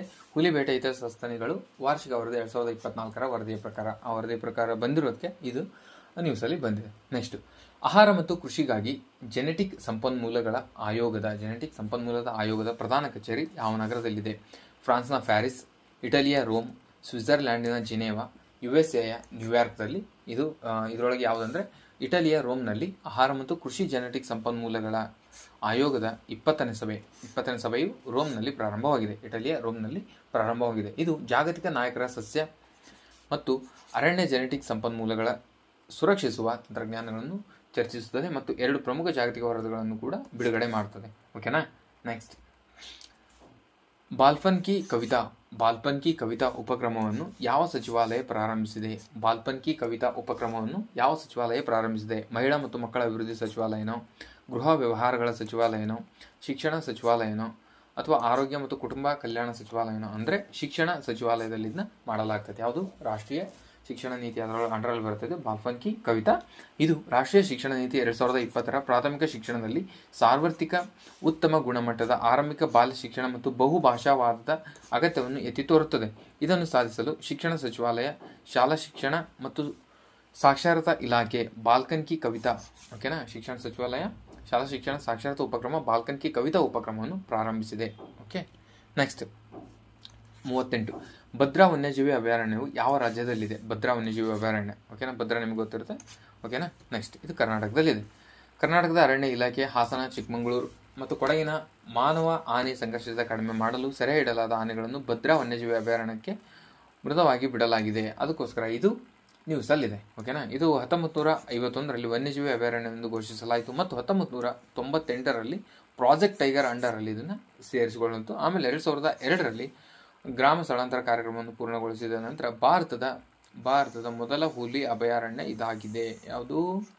ಭದ್ರಾ. ಓಕೆನಾ, ಭದ್ರಾ ಹುಲಿ ಅಭಯಾರಣ್ಯ ಭಾರತದ ಮೊದಲ ಹುಲಿ ಅಭಯಾರಣ್ಯ ಅಂತ ಹೇಳ್ತಿದ್ದಾರೆ. ನೆಕ್ಸ್ಟ್, 39ನೇ ಕ್ವಶನ್. ಯಾವ ಸಂಸ್ಥೆಯು Bhim Bharat interface for money 3.0 ಅನ್ನು ಪ್ರಾರಂಭಿಸಿದೆ? ಯಾವ ಸಂಸ್ಥೆ ಅಂದರೆ ಇದು ಹಳೇದೇ, ಅದೇ ಯಾರು ಮಾಡ್ತಿದ್ದಾರೆ ಅಂತಂದು ಇನ್ನೊಂದ್ಸಲ ಕೇಳ್ತೇನೆ. ಓಕೆ, RBIನೋ ಅಥವಾ NPCIನೋ ಅಥವಾ ನೀತಿ ಆಯೋಗನೋ, ಹಣಕಾಸು ಸಚಿವಾಲಯನ ಅಂದರೆ ಇದನ್ನು NPCI ಅವರು ಮಾಡ್ತಾರೆ, ಭಾರತೀಯ ರಾಷ್ಟ್ರೀಯ ಪಾವತಿ ನಿಗಮ. ಇವರು ಹೊಸ ವೈಶಿಷ್ಟ್ಯಗಳೊಂದಿಗೆ ಭೀಮನ್ನು ಮಾಡಿದ್ದಾರೆ. ಇದು 15+ ಭಾರತೀಯ ಭಾಷೆಗಳೊಂದಿಗೆ ಬೆಂಬಲಿಸುತ್ತದೆ. ಅಪ್ಲಿಕೇಶನ್ ಮತ್ತು ವೆಚ್ಚಗಳನ್ನು ಟ್ರ್ಯಾಕ್ ಮಾಡಲು, ಸರ್ವಿಸ್ ನಿರ್ವಹಿಸಲು ಮತ್ತು ವಿಭಜಿಸಲು ಅನುಮತಿಸುತ್ತದೆ. ಓಕೆನಾ. ನೆಕ್ಸ್ಟ್, ಮೊಜೊರಾನಾ 1 ಎಂಬ ಹೊಸ ಕ್ವಾಂಟಮ್ ಕಂಪ್ಯೂಟಿಂಗ್ ಚಿಪ್ ಅನ್ನು ಯಾವ ಸಂಸ್ಥೆ ಘೋಷಿಸಿದೆ? ಮೊಜೊರಾನಾ 1 ಎಂಬ ಹೊಸ ಕ್ವಾಂಟಮ್ ಕಂಪ್ಯೂಟಿಂಗ್ ಚಿಪ್ ಅನ್ನು ಯಾವ ಸಂಸ್ಥೆ ಘೋಷಿಸಿದೆ? ಮೈಕ್ರೋಸಾಫ್ಟ್, ಗೂಗಲ್, ಅಮೆಜಾನ್, ಮೆಟಾ ಅಂತಂದರೆ ಇದಕ್ಕೆ ರೈಟ್ ಆನ್ಸರ್ ಮೈಕ್ರೋಸಾಫ್ಟ್ ಅವರು ಮಾಡಿದ್ದಾರೆ. ಇಂಥವು ಸೈನ್ಸ್ ಆ್ಯಂಡ್ ಟೆಕ್ಕಲ್ಲಿ ಬಂದುಬಿಡ್ತವೆ. ಓಕೆನಾ. ಕ್ವಾಂಟಮ್ ಇದು ಇಂಪಾರ್ಟೆಂಟ್, ಇದು ಈ ಟಾಪಿಕ್ ಮೇಲೆ ಯಾವಾಗಲೂ ಕೇಳ್ತೇನೆ. ಕ್ವಾಂಟಮ್ ಕಂಪ್ಯೂಟಿಂಗ್ ಚಿಪ್ ಅನ್ನು ಯಾವ ಸಂಸ್ಥೆ ಮಾಡಿದ್ದಾರೆ ಅಂದರೆ ಮೈಕ್ರೋಸಾಫ್ಟ್ ಅವರು ಮಾಡಿದ್ದಾರೆ. ವರ್ಷಗಳಲ್ಲಿ ಕೈಗಾರಿಕಾ ಪ್ರಮಾಣ ಸಮಸ್ಯೆಗಳನ್ನು ಪರಿಹರಿಸುವ ಗುರಿಯೊಂದಿಗೆ ಹೊಂದಿರುವ ಮೊಜೊರಾನಾ 1 ಎಂಬ ಕ್ವಾಂಟಮ್ ಕಂಪ್ಯೂಟಿಂಗ್ ಚಿಪ್ ಅನ್ನು ಘೋಷಿಸಿತು. ಈ ಚಿಪ್ ಮೊಜೊರಾನಾ ಕಣಗಳನ್ನು ಒಳಗೊಂಡಿರುವುದರಿಂದ ಈ ಚಿಪ್ಗೆ ಮೊಜೊರಾನಾ 1 ಎಂದು ಹೆಸರಿಸಲಾಗಿದೆ. ಅವುಗಳು ತಮ್ಮದೇ ಆದ ಪ್ರತಿ ಕಣಗಳಾದ ವಿಶಿಷ್ಟ ಉಪಪರಮಾಣು ಕಣಗಳಾಗಿವೆ ಅಂತ ಹೇಳ್ತಿದ್ದೇನೆ. ನೆಕ್ಸ್ಟ್, ಸುದ್ದಿಗಳಲ್ಲಿ ಕಾಣಿಸಿಕೊಂಡಿದ್ದ ಋಷಿಕೊಂಡ ಬೀಚ್ ಯಾವ ರಾಜ್ಯದಲ್ಲಿದೆ? ಋಷಿಕೊಂಡ ಬೀಚ್ ಯಾವ ರಾಜ್ಯದಲ್ಲಿ ಸುದ್ದಿಯಲ್ಲಿ ಕಾಣಿಸಿಕೊಂಡ ಋಷಿಕೊಂಡ ಬೀಚ್ ಯಾವ ರಾಜ್ಯದಲ್ಲಿದೆ? ಆಂಧ್ರ ಪ್ರದೇಶ, ಕೇರಳ, ತಮಿಳುನಾಡು, ಮಹಾರಾಷ್ಟ್ರ ಅಂತ ಅಂದರೆ ಆಂಧ್ರ ಪ್ರದೇಶದಲ್ಲಿ ಇದೆ. ಓಕೆನಾ. ಆಂಧ್ರ ಪ್ರದೇಶದಲ್ಲಿ ಋಷಿಕೊಂಡ ಬೀಚ್ ಇದೆ. ನೆಕ್ಸ್ಟ್, ಅನುಸರಣೆ ಸಮಸ್ಯೆಗಳೊಂದಿಗೆ ತಾತ್ಕಾಲಿಕವಾಗಿ ಹಿಂತೆಗೆದುಕೊಳ್ಳಲಾದ ನಂತರ ವಿಶಾಖಪಟ್ಟಣಂ ಋಷಿಕೊಂಡ ಬೀಚ್, ಓಕೆನಾ, ಇದು ತನ್ನ ಬ್ಲೂ ಫ್ಲಾಗ್ ಪ್ರಮಾಣೀಕರಣವನ್ನು ಮರಳಿ ಪಡೆದುಕೊಂಡಿದೆ. ಫಸ್ಟ್ ಇದಕ್ಕೆ ಬ್ಲೂ ಫ್ಲಾಗ್ ಕೊಟ್ಟಿದ್ರು, ಆಮೇಲೆ ರಿಟರ್ನ್ ತೊಗೊಂಡಿದ್ರು. ಅದಕ್ಕೋಸ್ಕರ ಇದನ್ನ ಪ್ರಮಾಣವನ್ನು ನೆಕ್ಸ್ಟ್ ರಿಟರ್ನ್ ತೊಗೊಂಡಿದ್ರು. ಹಾಗಾದರೆ ಬ್ಲೂ ಫ್ಲಾಗ್ಗಳು ಎಷ್ಟಿದ್ದಾವೆ ನಮ್ಮ ದೇಶದಲ್ಲಿ ಅಂತ ಕಮೆಂಟ್ ಮಾಡಿ. ಹಾಗೆ ನಮ್ಮ ರಾಜ್ಯದಲ್ಲಿ ಎಷ್ಟು ಪ್ಲೇಸ್ಗೆ ಬ್ಲೂ ಫ್ಲಾಗ್ ಕೊಟ್ಟಿದ್ದಾರೆ ಅಂತ ಕೂಡ ಕಮೆಂಟ್ ಮಾಡಿ. ನೀವು ಗೊತ್ತಿದ್ದರೆ ಕಮೆಂಟ್ ಮಾಡಿ. ಓಕೆನಾ. ಇಲ್ಲಾಂದರೆ ನೆಟ್ಟಲ್ಲಿ ಸರ್ಚ್ ಮಾಡಿದ್ರೆ ಕಮೆಂಟ್ ಮಾಡಿ. ಅಂದರೆ ನೀವು ಆ ಥರ ಸರ್ಚ್ ಮಾಡೋದು ಆ ಥರ ಮಾಡಿದರೆ ನಿಮಗೆ ಎಕ್ಸಾಮಲ್ಲಿ ನೆನಪಿರುತ್ತೆ. ಓಕೆ.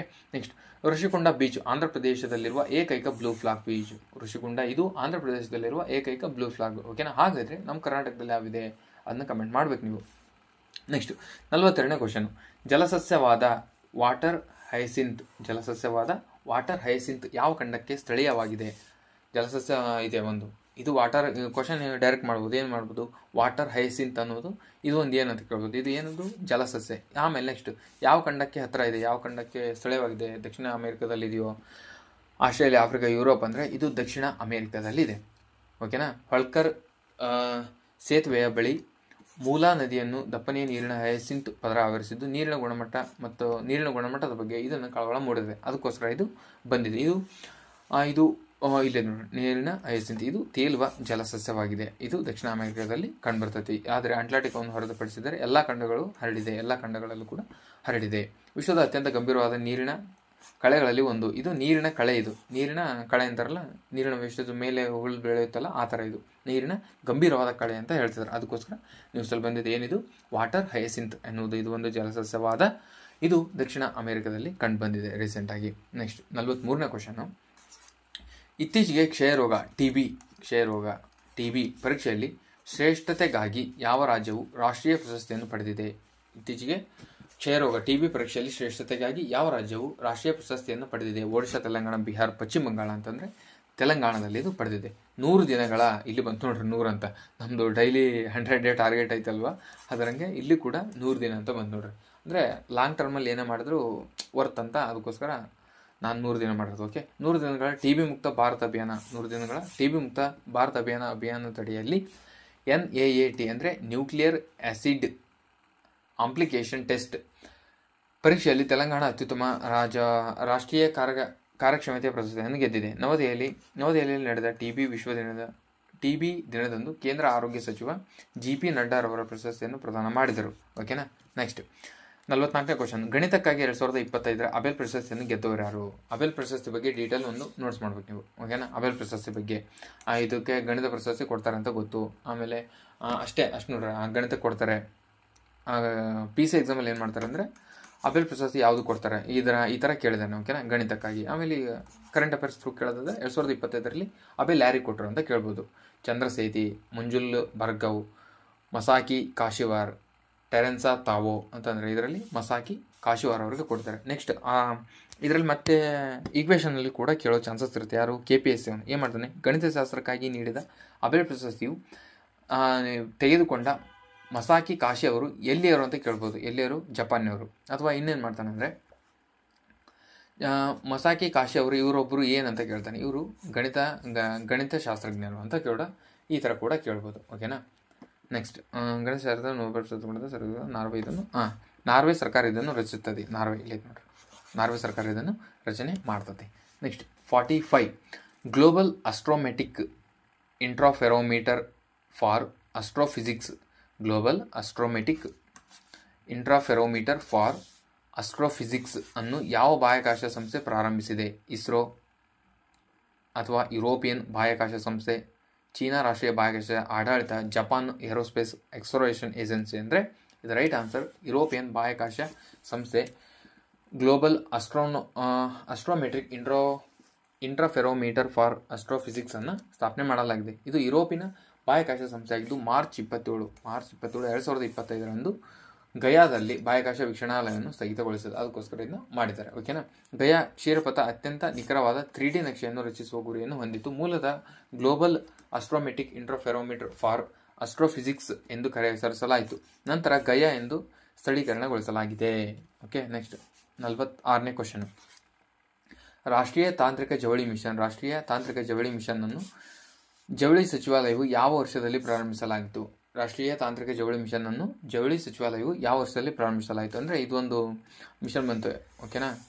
NTTM ಅಂದು. ಓಕೆನಾ. ರಾಷ್ಟ್ರೀಯ ತಾಂತ್ರಿಕ ಜವಳಿ ಮಿಷನ್ ಇನ್ನು ಯಾವ ವರ್ಷ ಸ್ಟಾರ್ಟ್ ಮಾಡಿದ್ರು ಅಂತ ಕೇಳಿದಾನೆ. 18, 23, 20, 24 ಅಂದರೆ 2020ರಂದು ರಾಷ್ಟ್ರೀಯ ತಾಂತ್ರಿಕ ಜವಳಿ ಮಿಷನ್ ಅನ್ನು 2021ರಂದು ಜವಳಿ ಸಚಿವಾಲಯ ಪ್ರಾರಂಭ ಮಾಡಲಾಗಿದೆ. ಇದು 5 ವರ್ಷಗಳನ್ನು ಪೂರ್ಣಗೊಳಿಸಿದೆ. ಅದರ ನೆನಪಿಗಾಗಿ ಇವಾಗ ಕರೆಂಟ್ ಅಫೇರ್ಸಲ್ಲಿ ಬಂದಿದೆ. ನೆಕ್ಸ್ಟ್ 47, 18ನೇ ಅಖಿಲ ಭಾರತ ಪೊಲೀಸ್ ಶೂಟಿಂಗ್ ಕ್ರೀಡಾ ಚಾಂಪಿಯನ್ 2024-25ರಲ್ಲಿ ನಡೆಯಿತು. ಎಲ್ಲಿ ನಡೀತು? ಮಹಾರಾಷ್ಟ್ರದ ಪುಣೆನೋ, ಉತ್ತರ ಪ್ರದೇಶದ ವಾರಾಣಸಿ, ಮಧ್ಯಪ್ರದೇಶದ ಇಂದೋರು, ರಾಜಸ್ಥಾನದ ಜೈಪುರ್ ಅಂದರೆ ಮಧ್ಯಪ್ರದೇಶದ ಇಂದೋರಲ್ಲಿ ನಡೀತೈತೆ ಇದು. ಓಕೆನಾ, ಮಧ್ಯಪ್ರದೇಶದ ಇಂದೋರಲ್ಲಿ. 18ನೇ ಅಖಿಲ ಭಾರತ ಪೊಲೀಸ್ ಶೂಟಿಂಗ್ ಚಾಂಪಿಯನ್ 2024-25 ಮಧ್ಯಪ್ರದೇಶದ ಇಂದೋರಲ್ಲಿ ಮಾರ್ಚ್ 24ರಿಂದ 29ವರೆಗೆ ನಡೀತೈತಿ. ಇದೆಲ್ಲ ಬಿಡಿ. ನೆಕ್ಸ್ಟ್ 2204 ಪದಕಗಳೊಂದಿಗೆ ಒಟ್ಟು 17 ಸ್ಪರ್ಧೆಗಳನ್ನು ನಡೆಸಲಾಯಿತು. ಕೇಂದ್ರ ಸಶಸ್ತ್ರ ಪೊಲೀಸ್ ಪಡೆಗಳು CAPF ಮತ್ತು ವಿವಿಧ ರಾಜ್ಯ ಪೊಲೀಸ್ ಪಡೆಗಳ ತಂಡಗಳು ಭಾಗವಹಿಸಿದವು. ಇದು ಕ್ವಶನ್ ಏನು, 18ನೇ ಅಖಿಲ ಭಾರತ ಪೊಲೀಸ್ ಶೂಟಿಂಗ್. ಓಕೆನಾ, ಕ್ರೀಡಾ ಅಂತ ಕೇಳ್ಬೋದು. ಇಲ್ಲಾಂದ್ರೆ ಇತ್ತೀಚೆಗೆ ನಡೆದ ಪೊಲೀಸ್ ಶೂಟಿಂಗ್ ಚಾಂಪಿಯನ್ಶಿಪ್ ಎಷ್ಟನೇದು ಅಂತ ಕೇಳ್ಬೋದು. ಎಲ್ಲಿ 18ನೇದು. ಎಲ್ಲಿ ನಡೆದು ಮಧ್ಯಪ್ರದೇಶದ ಇಂದೋರ್ನಲ್ಲಿ. ನೆಕ್ಸ್ಟ್ ಕ್ವಶನ್ ಆ ಥರ. ಓಕೆನಾ. 48 6ನೇ ಬಿಮ್ಸ್ಟೆಕ್ ಶೃಂಗಸಭೆ ಆತಿಥ್ಯ ವಹಿಸಿದ ದೇಶ ಯಾವುದು? ಬಾಂಗ್ಲಾ, ಭಾರತ, ಥೈಲ್ಯಾಂಡ್, ಮಯನ್ಮಾರ್. ಓಕೆನಾ, ಇದ್ರ ರಿಲೇಟೆಡ್ ಇವತ್ತು ನಾನು 100 ಟಾಪಿಕ್ಸು ಒಂದರಲ್ಲ 100 ಡೇ ಟಾರ್ಗೆಟ್ ಏನಿದೆ ಅಲ್ವಾ, ಅದರಲ್ಲಿ ಥೈಲ್ಯಾಂಡ್ ಬಗ್ಗೆ ಕೂಡ ಬರಬೇಕು ಇವತ್ತು ಅವರು. ಯಾಕಂದರೆ ಇದು ನ್ಯೂಸಲ್ಲಿದೆ, ಅದಕ್ಕೋಸ್ಕರ ಅದನ್ನು ಕೂಡ ಅವರು ಕವರ್ ಮಾಡ್ಕೋಬೇಕು. ಓಕೆನಾ, ಕರೆಂಟ್ ಅಫೇರ್ಸ್ ಥ್ರೂ GK ಎರಡೂ ಜೊತೆಗೆ ಹೋಯಿದ್ರೆ ಎಕ್ಸಾಮಲ್ಲಿ ಸ್ಕೋರು ಜಾಸ್ತಿ ಆಗೋದು ಚಾನ್ಸಸ್ ಜಾಸ್ತಿ ಇರುತ್ತೆ. ಓಕೆನಾ. ಭಾರತದ ಪ್ರಧಾನಿಯವರು ಏಪ್ರಿಲ್ 3 ಮತ್ತು 4 ಥೈಲ್ಯಾಂಡ್ನಲ್ಲಿ ಬ್ಯಾಂಕಾಕ್ ಬಹುವಲಯದ ತಾಂತ್ರಿಕ ಮತ್ತು ಆರ್ಥಿಕ ಸಹಕಾರಕ್ಕಾಗಿ 6ನೇ ಬಂಗಾಳಕೊಲ್ಲಿ ಉಪಕ್ರಮ ಅಂದರೆ ಬಿಮ್ಸ್ಟೆಕ್ ಮಾಡ್ತಿದ್ದಾರೆ. ಅದರ ಸಭೆ ಅಲ್ಲಿದೆ. ಓಕೆನಾ. ನವೆಂಬರ್ 2019ರಲ್ಲಿ ಅವರು ಥೈಲ್ಯಾಂಡ್ನಲ್ಲಿ ನಡೆಸಿದ್ರು. ಆಗ್ನೇಯ ಏಷ್ಯಾ ಸಂಘದ ಪೂರ್ವ ಲಾಸ್ಟ್ ಟೈಮ್ 2019ರಲ್ಲಿ ನಡೆದಿತ್ತು ಥೈಲ್ಯಾಂಡ್ನಲ್ಲಿ. ಓಕೆನಾ.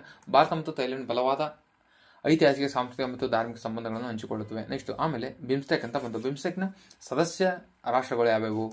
ಬಾಂಗ್ಲಾದೇಶ, ಆಮೇಲೆ ಭೂತಾನು, ಭಾರತ, ನೇಪಾಳ, ಶ್ರೀಲಂಕಾ, ಮಯನ್ಮಾರ್, ಥೈಲ್ಯಾಂಡ್. ಓಕೆನಾ. ಇದಕ್ಕೆ ಬಿಮ್ಸ್ಟೆಕ್ಕಿಗೆ ಏನಾದರೂ ಟ್ರಿಕ್ ನೀವೇನಾದರೂ ರೆಡಿ ಮಾಡಿದರೆ ನೆನ್ಪಿಟ್ಕೊಳಕ್ಕೆ ಅದನ್ನ ಕಮೆಂಟ್ ಮಾಡಿ ಹೇಳಿ ನನಗೆ. ಓಕೆನಾ. ಬಿಮ್ಸ್ಟೆಕ್ ಎಷ್ಟು ದೇಶಗಳಿದ್ದಾವೆ? ಬಾಂಗ್ಲಾದೇಶ್, ಭೂತಾನ್, ಭಾರತ, ನೇಪಾಳ, ಶ್ರೀಲಂಕಾ, ಮಯನ್ಮಾರ್, ಥೈಲ್ಯಾಂಡ್. ಓಕೆನಾ. ಇಷ್ಟು ಇದ್ರಾಗ ನಡೀತಿರೋದು ಥೈಲ್ಯಾಂಡ್ನಲ್ಲೇ ಇವಾಗ ಸಭೆ ನಡೀತಿರೋದು ಥೈಲ್ಯಾಂಡ್ನಲ್ಲಿ. ಓಕೆನಾ. 7 ದೇಶಗಳು ನೆನ್ಪಿಟ್ಕೋಬೇಕು.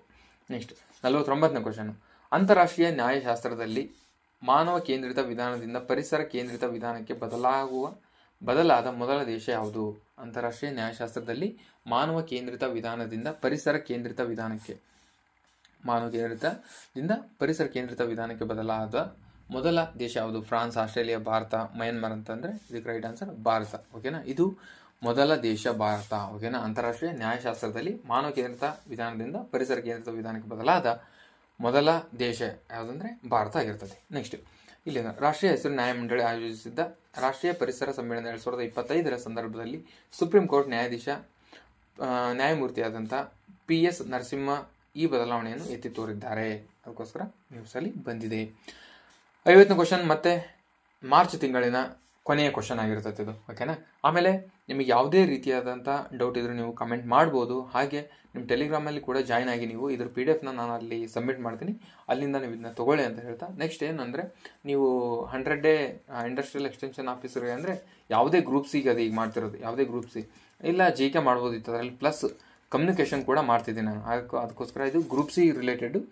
ಜಸ್ಟ್ ಅದು ಹೆಸರು ಏನಂದರೆ ಇಂಡಸ್ಟ್ರಿಯಲ್ ಎಕ್ಸ್ಟೆನ್ಷನ್. ಈಗ ನಿಯರ್ ಎಕ್ಸಾಮ್ ಇರೋದಕ್ಕೆ ನಿಮ್ಮಿಟ್ಟು ಮಾಡ್ತಿದೆ. ಅದಕ್ಕೆ ಯಾರು ಜಾಯ್ನ್ ಆಗಿದ್ರೆ ನೀವು ಟೆಲಿಗ್ರಾಮ್ಗೆ ಜಾಯ್ನ್ ಆಗಿ ಅಲ್ಲಿ ಕೆಳಗೆ ಮೆಸೇಜ್ ಆಪ್ಷನ್ ಇರುತ್ತೆ, ಅಲ್ಲಿ ನೀವು ಮೆಸೇಜ್ ಮಾಡಿದ್ರೆ ಅಂದರೆ ನಾವು ನಿಮಗೆ ಕಾಂಟ್ಯಾಕ್ಟ್ ಮಾಡಿ ಅದರದ್ದು ಪೇ ಮಾಡಿಸ್ಕೊಂಡು ಆಮೇಲೆ ಅದಕ್ಕೆ ಇನ್ನೊಂದು ಗ್ರೂಪ್ಗೆ ನಿಮ್ಮನ್ನು ಜಾಯ್ನ್ ಮಾಡಿ ಅಲ್ಲಿ ಡೈಲಿ ಟಾರ್ಗೆಟ್ ಕೊಡ್ತಾ ಹೋಗ್ತೀವಿ. ನೀವು ಡೈಲಿ ಅದನ್ನ ವರ್ಕ್ ಮಾಡ್ತಾ ಹೋಗ್ಬೇಕಂತ ಅದರಲ್ಲಿ ಇರುತ್ತೆ. ಓಕೆನಾ. ಈಗ ನಿಮ್ಗೆ ಯಾರು ಇಂಟ್ರೆಸ್ಟ್ ಇದ್ದರೆ ಜಾಯ್ನ್ ಆಗಿ. 50ನೇ ಕ್ವಶನ್ ಏನಿದೆ? ಟೈಗರ್ ಟ್ರಯಾಂಪ್ ಎಂಬುದು ಭಾರತ ಮತ್ತು ಯಾವ ದೇಶದ ನಡುವೆ ನಡೆಸಲಾದ ವ್ಯಾಯಾಮವಾಗಿದೆ? ಟೈಗರ್ ಟ್ರಯಾಂಪ್ ಯಾವ್ಯಾವ ದೇಶದ ಮಧ್ಯೆ ಇದೆ? United States, France, Germany, Australia ಅಂದರೆ ಯುನೈಟೆಡ್ ಸ್ಟೇಟ್ಸ್. ಇದು ಇಂಪಾರ್ಟೆಂಟ್. ಓಕೆನಾ. ಓಕೆನಾ. ಭಾರತ ಮತ್ತು US ದ್ವಿಪಕ್ಷೀಯ ಮಾನವೀಯ ನೆರವು ಮತ್ತು ವಿಪತ್ತು ಪರಿಹಾರ ವ್ಯಾಯಾಮವಾದ ಟೈಗರ್ ಟ್ರಯಾಂಪಲ್ 4ನೇ ಆವೃತ್ತಿ ಏಪ್ರಿಲ್ 1ರಿಂದ 13ರವರೆಗೆ 2025ರವರೆಗೆ ಪೂರ್ವ ಸಮುದ್ರ ತೀರದಲ್ಲಿ ನಡೆಯಲಿದೆ. ಅದಕ್ಕೋಸ್ಕರ ಇದು ನಡೀತೈತೆ ಅಂತಂದು ಹೇಳಿರೋದಕ್ಕೆ ನ್ಯೂಸಲ್ಲಿ ಬಂದಿದೆ. ಓಕೆ. ಐ ಹೋಪ್ ಇದೆಲ್ಲ ನಿಮಗೆ ಯೂಸ್ ಆಗುತ್ತೆ ಅಂತ ಭಾವಿಸ್ತೀನಿ. ಯೂಸ್ ಆಗುತ್ತೆ ಇದು. ಓಕೆನಾ. ಎಕ್ಸ್ಪ್ಲನೇಷನ್ ಕೂಡ ಕೊಡ್ತೀನಿ. 50 ಕ್ವಶನ್ನು ಮಂತ್ಲಿ ರಿವಿಷನ್ ಥರ ಮಾಡಿದ್ದೀನಿ ನಿಮಗೆ. ನಿಮಗೇನಾದರೂ ಡೌಟ್ ಇದ್ದರೆ ಕ್ಲಾಸ್ ಹೇಗುತ್ತೆ ಅಂತ ಕೂಡ ನೀವು ಕಮೆಂಟ್ ಮಾಡಿ. ಹಾಗೆ ಕ್ಲಾಸ್ಗೆ ಒಂದು ಲೈಕ್ ಮಾಡಬೇಕು ನೀವು. ಯಾಕಂದರೆ ಬೇರೆ ಹುಡುಗರಿಗೆ ಜಾಸ್ತಿ ಜನಕ್ಕೆ ರೀಚ್ ಆಗೋಕ್ಕೆ ಯೂಟ್ಯೂಬ್ ಅಲ್ಗೋರಿದಮ್ ವರ್ಕ್ ಆಗೋದೇ ಹಾಗೆ. ಓಕೆನಾ. ನಿಮ್ಮಿಂದ ಕೂಡ ಬೇರೆ ಹುಡುಗರಿಗೆ ಹೆಲ್ಪ್ ಆಗಲಿ ಅಂತ ಹೇಳ್ತಾ ವಿಡಿಯೋಕ್ಕೆ ನೀವು ಲೈಕ್ ಮಾಡಿ. ಅದೇ ರೀತಿ ನಿಮಗೆ ಏನಾದರೂ ಡೌಟ್ ಇದ್ದರೆ ಕಮೆಂಟ್ ಮಾಡಿ, ಅಥವಾ ಕ್ಲಾಸ್ ಹೇಗುತ್ತೆ ಅಂತ ಕೂಡ ನಿಮಗೆ ಕಮೆಂಟ್ ಮಾಡಿ ಅಂತ ಹೇಳ್ತಾ ನೆಕ್ಸ್ಟು ನಿಮಗೆ ಇಂಡಸ್ಟ್ರಿಯಲ್ ಎಕ್ಸ್ಟೆನ್ಷನ್ ಆಫೀಸರ್ದು 100 ಡೇ ಏನು ಪ್ಲಾನ್ ಮಾಡ್ತಿದ್ರು, 100 ಡೇ ಡೈಲಿ ಟಾರ್ಗೆಟ್ ಕೊಡೋದು, ಅವರೆಲ್ಲ ವರ್ಕ್ ಮಾಡೋದು. ಈಗ 4ನೇ ದಿನ ರನ್ನಿಂಗ್ ಆಗ್ತಿದೆ. ಹುಡುಗರೆಲ್ಲ ಮಸ್ತ್ ಅಂದರೆ ಒಳ್ಳೆ ಆ್ಯಕ್ಟಿವಲ್ಲಿದ್ದಾರೆ. ಓಕೆನಾ, 4-5ನೇ ದಿನ ರನ್ನಿಂಗ್ ಇವತ್ತು. ಓಕೆನಾ, ಎಲ್ಲ ಆ್ಯಕ್ಟಿವಲ್ಲಿದ್ದಾರೆ, ಅವರೆಲ್ಲ ಚೆನ್ನಾಗಿ ಮಾಡ್ತಿದ್ದಾರೆ. ನೀವು ಅದಕ್ಕೂ ಕೂಡ ಈ ಅವಕಾಶ ಮಿಸ್ ಮಾಡ್ಕೋಬೇಡಿ. ಎಕ್ಸಾಮ್ ಪದೇ ಬರಲ್ಲ. ಓಕೆನಾ, ಒಂದ್ಸರಿ ಹೊಡೆ ತೆಗಿಬೇಕಿರ್ತೈತಿ. ಹುಡುಗರಿಗೆ ಗೈಡೆನ್ಸ್ ಮಿಸ್ ಆಗ್ತಿದೆ. ನಾನು ನೋಡಿದ ಪ್ರಕಾರ ಗೈಡೆನ್ಸ್ ಮಿಸ್ ಆಗ್ತಿದೆ. ಎಲ್ಲರೂ ಅವರೇ ಓದ್ತಿದ್ದಾರೆ. ಎಲ್ಲರ ಹತ್ರನೂ ಬುಕ್ಸ್ ಇದ್ದಾವೆ. ರಂಗನಾಥ್ ಸರ್ ಬುಕ್ಸ್ ಇದ್ದಾವೆ, ಗಂಗಾಧರ್ ಸರ್ ಬುಕ್ಸ್ ಇದ್ದಾವೆ. ಓಕೆನಾ, ಎಲ್ಲ ಬುಕ್ಸ್ ಇದ್ದಾವೆ ಅವ್ರ ಹತ್ರ. ಸ್ಕೂಲ್ ಬುಕ್ಸ್ ಓದ್ತಿದ್ದಾರೆ, ಕ್ವಶನ್ ಪೇಪರ್ ಬಿಡಿಸ್ತಿದ್ದಾರೆ. ಆದರೂ ಕ್ವಶನ್ಸು ಮಿಸ್ ಆಗಿ ಎಲ್ಲೆಲ್ಲೋ ಬರ್ತಿದ್ದಾವೆ. ಅಥವಾ ಇಲ್ಲಾಂದರೆ ಅದೇ ಟಾಪಿಕ್ ಓದ್ತಾರೆ. ಈಗ ಯಾವುದೇ ಒಂದು ಟಾಪಿಕ್, ಈಗ ಹವಾಗುಣ ಆ ಟಾಪಿಕ್ ಓದ್ತಾರೆ, ಅಥವಾ ಸುಪ್ರೀಂ ಕೋರ್ಟ್ ಟಾಪಿಕ್ ಓದ್ತಾರೆ, ಪಾರ್ಲಿಮೆಂಟ್ ಟಾಪಿಕ್ ಓದ್ತಾರೆ. ಪಾರ್ಲಿಮೆಂಟ್ ಎಲ್ಲ ಟಾಪಿಕ್ ಓದಿರ್ತಾರೆ. ಬಟ್ ಅವ್ನು ಪಾರ್ಲಿಮೆಂಟ್ ಅಂತ ಕ್ವಶನ್ನಲ್ಲಿ ಮೆನ್ಷನ್ ಮಾಡಿರ್ತಾನೆ ಮೇಲೆ, ಪಾರ್ಲಿಮೆಂಟ್ ಬಗ್ಗೆ ಸಂಬಂಧಿಸಿದಂತೆ ಹಿಂಗೇನೋ. ಬಟ್ ನಿಮ್ಗೆ ಕ್ವಶನ್ ಓದಿದಾಗ ರೈಟ್ ಅನ್ಸುತ್ತೆ, ಪಾರ್ಲಿಮೆಂಟ್ ನಾನು ಓದಿದ್ದೀನಿ ಅಂತ. ಬಟ್ ಕೀ ಆನ್ಸರಲ್ಲಿ ಆಪ್ಷನಲ್ಲಿ ನಿಮ್ಮನ್ನ ಎತ್ತೋಸ್ಬಿಡ್ತಾನೆ. ಅಂದರೆ ಅಷ್ಟು ಕ್ಲಾರಿಟಿ ಇಲ್ದಂಗೆ ಎಲ್ಲಿ ಯೂನಿಕ್ ಇರುತ್ತೆ, ಕೆಲವೊಂದಿಷ್ಟು ಯೂನಿಕ್ ಟಾಪಿಕ್ಸ್ ಅಂತ ಇರ್ತವೆ. ಅವ್ನು ನೀವು ಫೈಂಡ್ ಔಟ್ ಮಾಡಿಕೊಂಡು ಓದಿದರೆ ಮಾತ್ರ ಎಕ್ಸಾಮು ಕ್ಲಿಯರ್ ಆಗುತ್ತೆ. ಓಕೆನಾ, ಕ್ವಶನ್ ಪೇಪರ್ ಥ್ರೂನೇ ಓದಿ ಅಂತ ಹೇಳ್ತೀನಿ. ಇಲ್ಲಾಂದರೆ ನೀವು ಅಲ್ಲಿಗೆ ಸೇರಿದ್ರೆ ಅದು ಬೇರೆನೇ. ಮತ್ತೆ ಅದಕ್ಕೇನೋ ಸೇರಿಕೊಂಡ್ರೆ ನಾವೆಲ್ಲ ಕ್ವಶನ್ ಪೇಪರ್ ಥ್ರೂನೇ ನಾನು ಮಾಡ್ತಿರೋದು ಮಾತ್ರ. ಯಾಕಂದರೆ ಕ್ವಶನ್ ಪೇಪರ್ ಇಲ್ಲದೆ ಪ್ರಿಪ್ರೇಷನ್ ಮಾಡಬಾರ್ದು. ಓಕೆನಾ, ಹಾಗಾಗಿ ನಿಮ್ಗೆ ಇಂಟ್ರೆಸ್ಟ್ ಇದ್ದರೆ ಜಾಯ್ನ್ ಆಗಿ ಅಂತ ಹೇಳ್ತಾ ಇವತ್ತಿನ ಕ್ಲಾಸ್ನಲ್ಲಿ ಎಂಡ್ ಮಾಡ್ತಿದ್ದೀನಿ. Thank you very much.